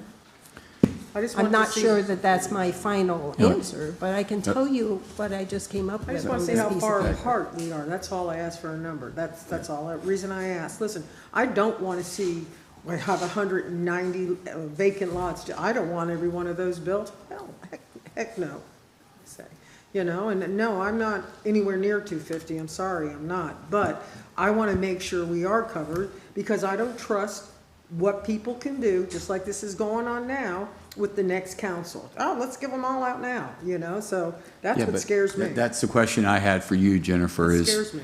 even if you took, I'm just going to pick a magic number of 200, okay? If you took 200, we don't have to give them out.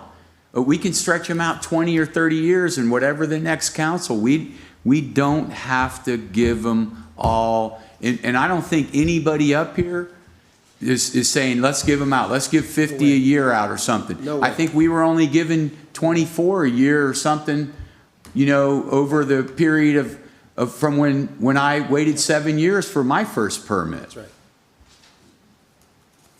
So, Okay, so where do we go? I agree, they don't have to give them out, but I also understand the point that things can change. And the people on the council, we know this. Okay, We but- know this. But We're it's a sitting comp there, plan- we're but it's leaving a it. comp plan But it's a change. comp plan change. It's a Right. And it difficult takes- process. Yes, it takes Right. a lot more than just happening. And we can help guide. but Let me. let me ask Jennifer, let me- finish my question, Okay, I'm Deb, with sorry. Jennifer. I'm sorry. Jennifer, is this something, can we table this until we can have some more time? Could we bring this back on the 10th, or is this something that we have to vote on tonight? Again, you can table it, but if you're looking to give the county guidance on what you're looking for. I know that's- That they're looking for guidance from you on December 11th. So Okay. you can certainly table it, but I would say that December 10th is sort of a day we would need, if you're making a decision to make a change, that would be sort of a decision Okay. date. And I'm okay with that. I'm okay with advertising the hell out of it and doing it on the 10th. I'm okay with that. I just, But is this resolution written that whoever put the resolution together, that we're taking all 250? Okay. No, I was no. wondering who did that? And like with any resolution that's before you all, you can make any Too late, okay. modifications should you Okay. wish. I mean, right now, All John right. just said earlier, it stays at the 104. Okay, so we're what's the purpose in tabling it? What Yeah, information are we that's- gonna get? Well, that's common sense, you know. That's the So question, go- is there any more information I that don't we know. can gather in a month?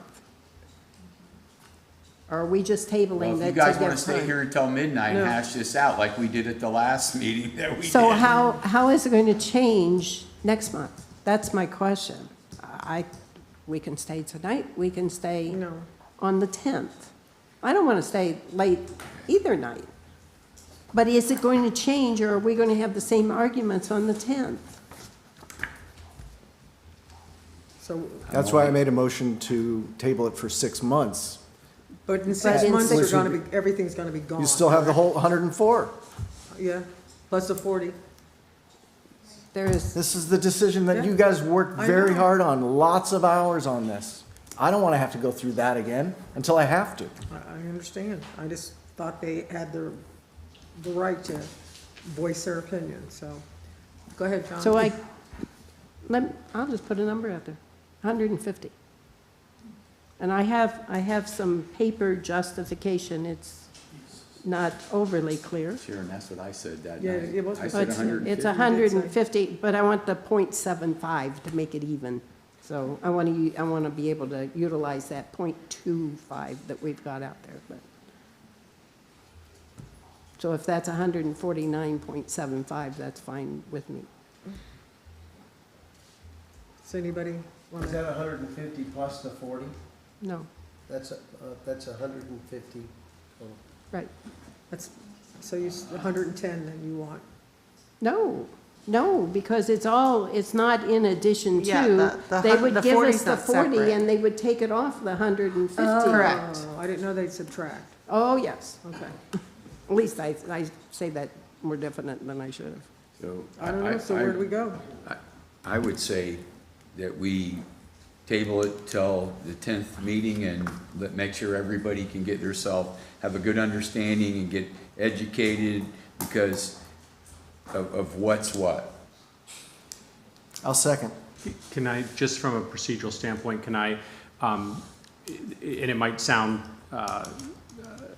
not important, but there are parliamentary definitions in terms of tabling versus continue. Okay. Tabling is a very different thing. That it's a very procedure, and actually our procedures don't allow for tabling it. It would be a Okay, so motion to continue until December 10th. 10th meeting. It's just a slight change in the Is it terminology. December the 10th or is December the 12th? Is the 10th the Tuesday night or the Thursday The night? 10th is the this- Tuesday. Yeah, but and Deb, is this considered land or is it considered? But Normally here's it the would, thing, but if we don't have you all the- control your agenda. You Okay. can direct it to be Yeah, brought back if on we the can 10th. get it done on the 10th, we don't have to come back on the 12th. No, because land use is on the 12th. There's a whole bunch of land use. Well, let's ask Jennifer that question. Normally this would be brought during land use, but you all can control your agenda. So if you Right. want it brought on the 10th, But we can that's bring it not on what the he was 10th. asking. Oh, sorry, I didn't. There is land use set for the 12th. Yes, See? yes, 'Cause there's I'm on a there. lot of land use on There the you go. 12th. So you're not getting rid of it. Okay. It's going to be a So- quasi judicial bonanza on the Yeah, 12th. yes, I can't wait. So, The 10th and the 12th is going to be long meetings, but either way. Well, I said I was in favor of continuing it. So it's a motion, the motion on the table is a motion to continue tab 14 to the December 10th meeting for further consideration, I correct? believe Steve seconded it.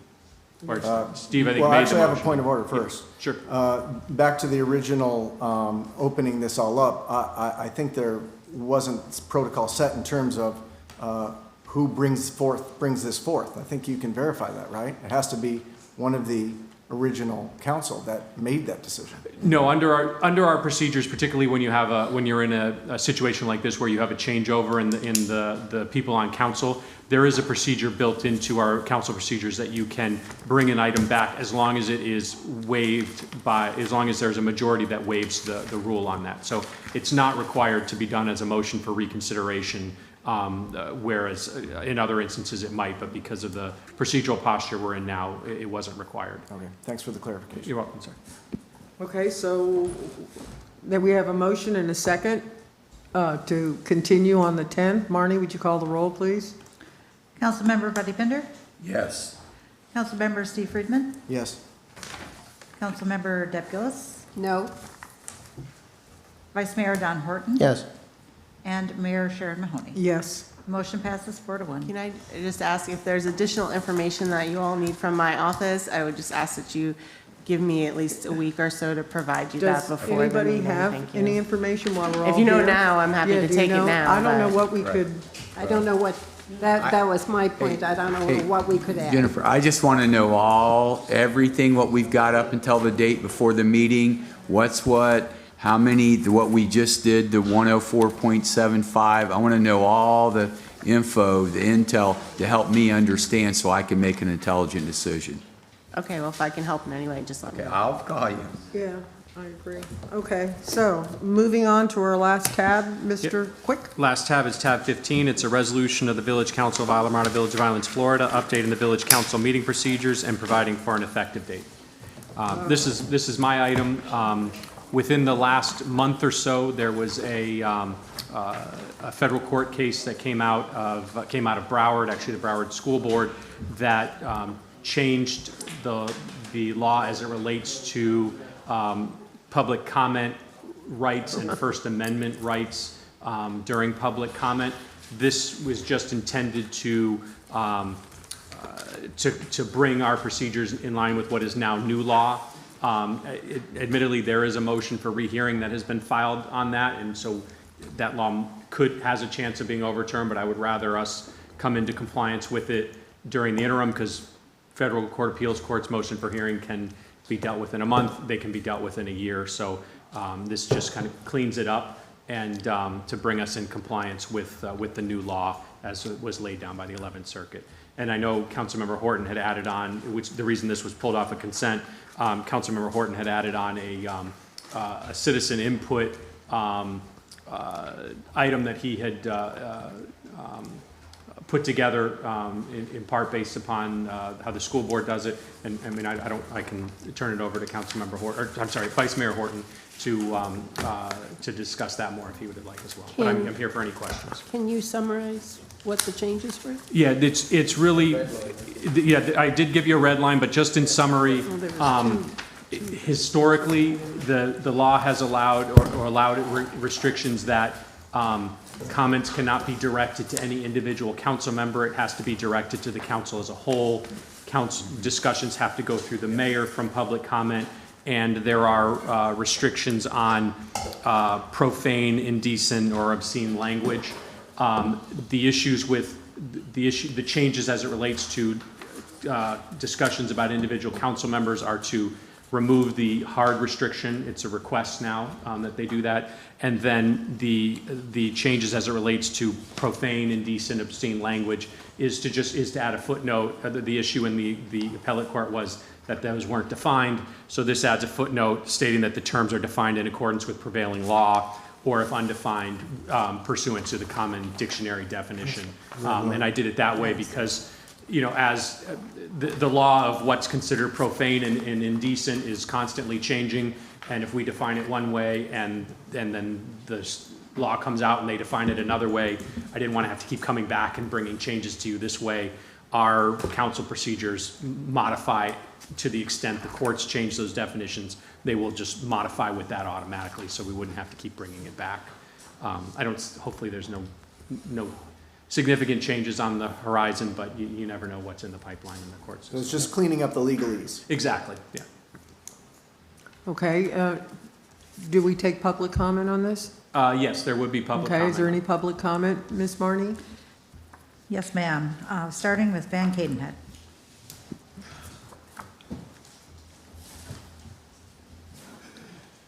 Van Cadenhead, Alamorada.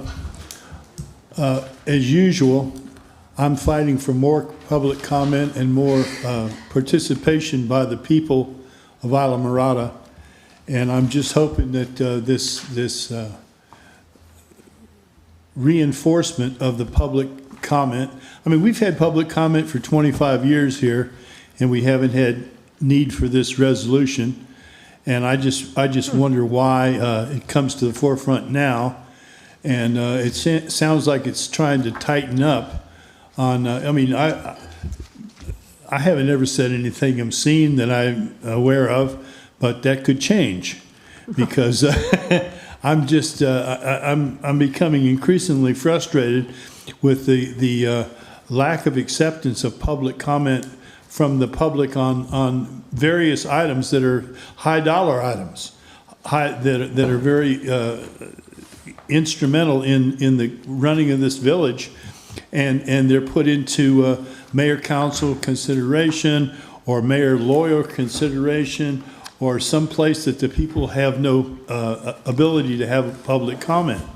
And to me, that's what's really obscene, is the fact that the people are being sidelined and marginalized and pushed out and made apathetic by the fact that they're being beat back by the people who are the powers that be, that want to have a specific agenda, and they don't want to hear any contrary opinions. And to me, if this serves to tighten down the screws on the public, then I'm not for it, and I hope you vote against it, and I hope you resist it. But I mean, if it all depends on, Mr. Quick said that it all depends on the how it's going to be reheard, it's being appealed or whatever. But I urge you to listen to the public. There's a lot of really smart people in this village, and a lot of them have stood up here in front of me and behind me over the years.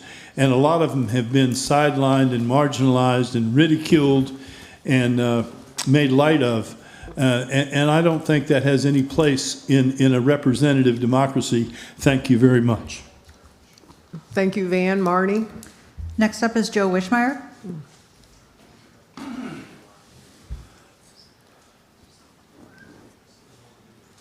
Yes, Joe Wishmeyer, Plantation Key. Of course, I'm always for more public comment. And, you know, I've been stressing for years now, I think that when you do public comment before the council even discusses an item, that would change some of our thoughts or some of the things that we would like to comment on. So one of the things I would like to suggest is that when y'all are going to discuss an item, you discuss it before you take the public comment so that we're better informed on what you're thinking of, so that we can give you better ideas as to what it comes about. As far as the one aspect that Mr. Horton wanted to put in, that anybody, any group, anybody representing a group must present a written evidence of their authority to speak for that group at every single council meeting. Well, first of all, I don't know how you're gonna know where that letter came from or how you're gonna figure out. In all the years, we haven't had that many people that actually take the 5 minutes. Mr. Horton, I've seen you up here many times that took the 5 minutes. Okay? Now, tonight's another great example. We just sat here for another hour and a half and listened to this same meeting that we listened to last month. Yet, you know, we're still talking about 3 or 5 minutes every now and then. So please do not take away anything that we are trying to do and that we are trying to do better. And like I say, after you discuss an item, that would be the time for public comment. Thank you. Thank you. Marnie? Next is Sue Miller.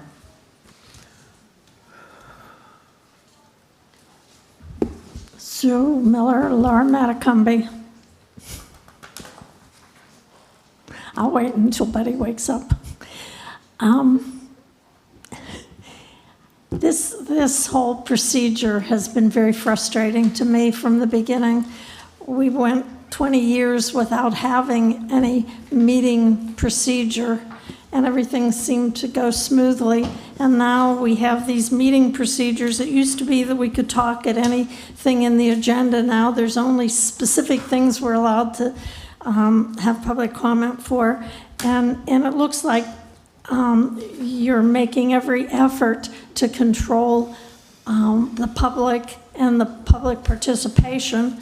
And I heard one of you say that at a workshop there were 17 people there, and we hope in the future to get 200. The reason that there aren't more people here now is because you've discouraged the public from participating.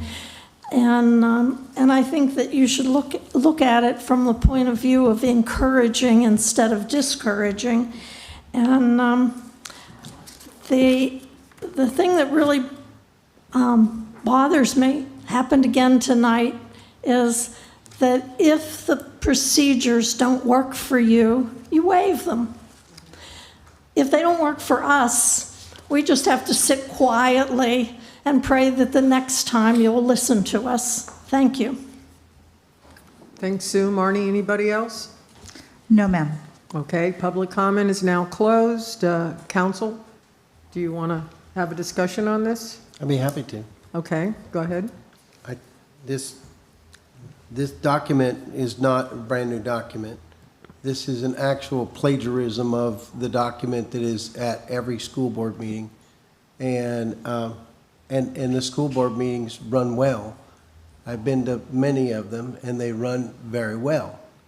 I think that if you look at this document, for the 99% of it, where it says village or council, was swapped with school board or council.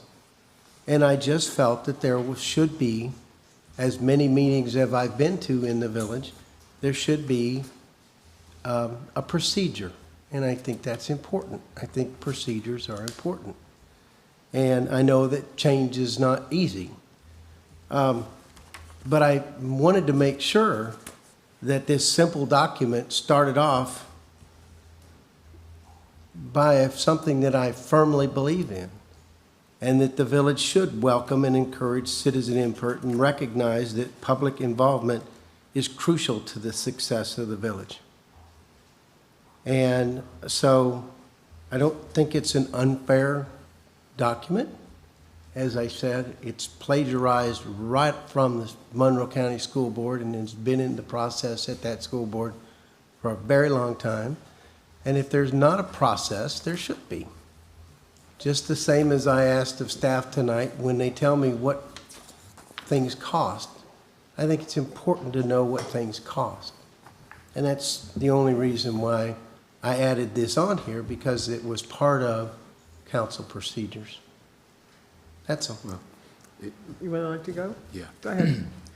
I'd just like to say that we have the two councils that I sat on before this. We had put protocols and procedures in place. Sharon was on one of those too. But you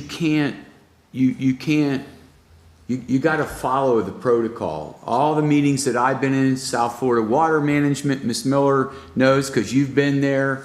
All these people, they cut the mic off at 3 minutes or 2 minutes, whatever it is. But there's got to be procedure, and it's got to be fair for all.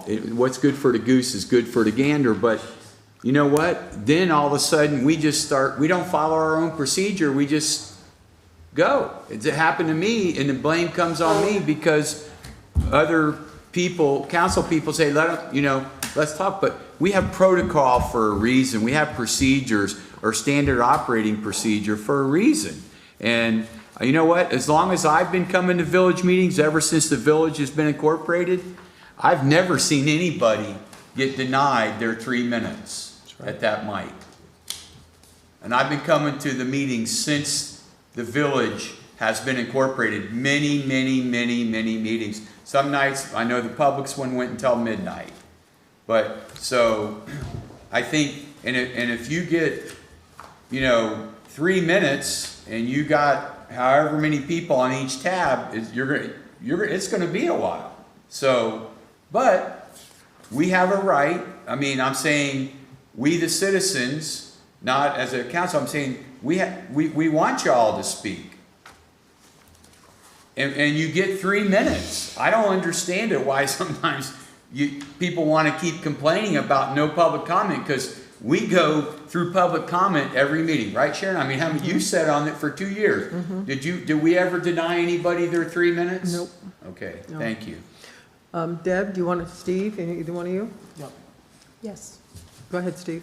So I guess just to clarify for this resolution, if we approve, that approves everything, the legalese, and then also the additional, where it starts citizen input? Is that where that add-on is? Yeah, actually, and I was going to clarify that, because the way I had drafted the resolution was just to approve the procedures, and that's how it's currently drafted. If council wants to approve the citizen input document as well, it would be you'd need to amend the resolution, so it would be a motion to approve the resolution with the amendment to include approval of the citizen input document, which we would then attach as Exhibit B to the resolution.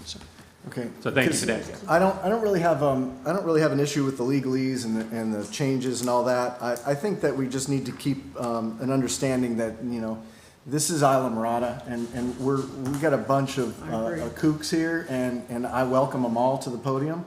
And so while I totally understand what you're saying, buddy, and I'm all for that, we need to have some leeway, and I think that's what Madam Mayor is going to be able to do. So to sort of formalize it like this, I think maybe without discussion and input might be a little premature.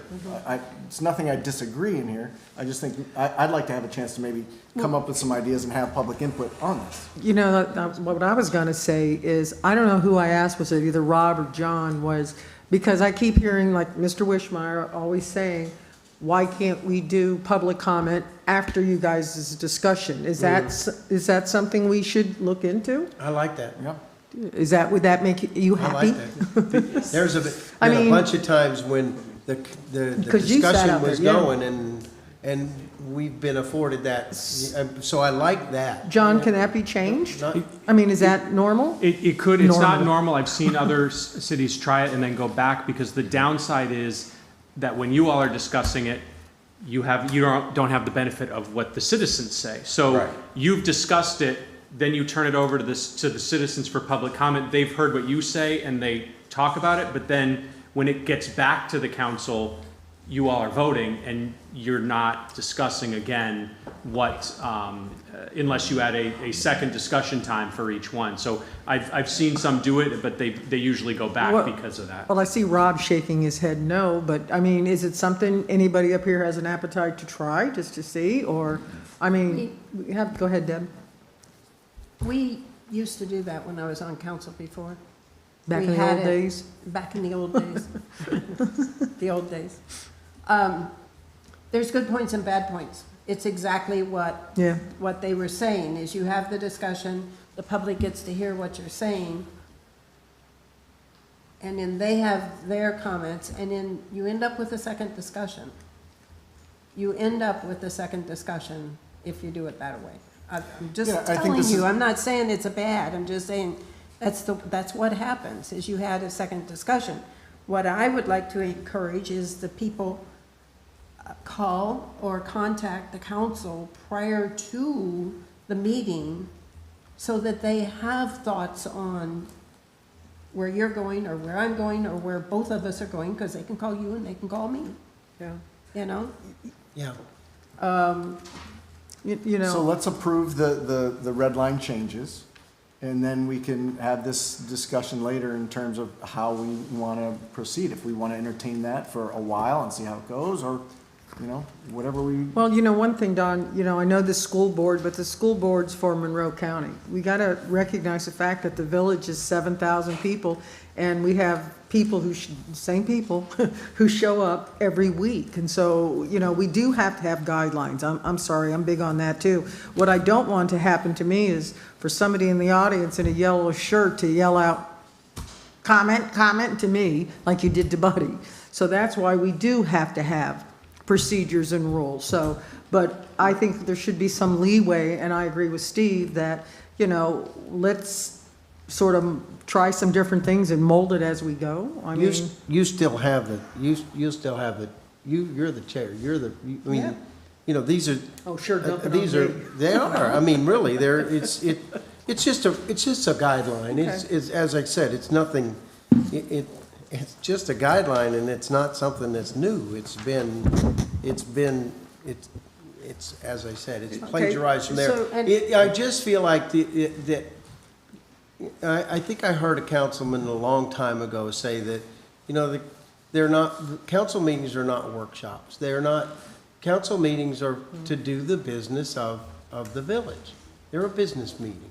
And so they're, you know, in some fashion, there should be some formality to it. And so, I mean, I don't think there's anything in here, as I said, the first paragraph talks of how important and how we should encourage citizen input, and I firmly believe that because I've been to that podium many, many times in here, and I think it's important to be able to do that. I mean, as Sue knows, I built that podium so that people could stand at that podium and talk to this group. Back in 2000, I gave it to the village. So it's very nice. thank you. And it's all native hardwoods. But I mean, I just thought that this would, it's a simple to kind of formalize it. It's okay. Mayor, one way or the other. I don't care. you have the discretion, even if does. we approve this, you have the discretion. If you feel something that you feel like some item we're dealing with is, then you have the right to let people speak longer, or, you know, more people or more times or whatever, okay? All right, so how do you want to approach this? Go ahead. Well, I got one other suggestion, because it's been a constant question that the public doesn't get to comment on the first half of the meeting. It's not half, but the first part of the meeting.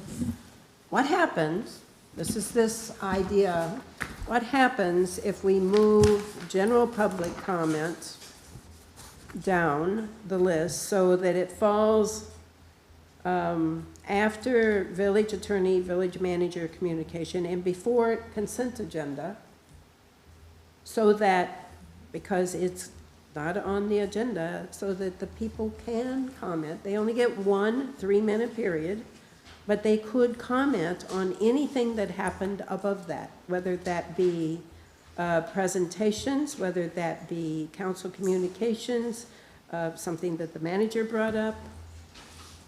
It's actually allowing more public comment, but we still have, it's the same category, it's called public comment, but it's moved down so that they have Well, let's more try it. opportunity to Why do don't we just that. try it and see?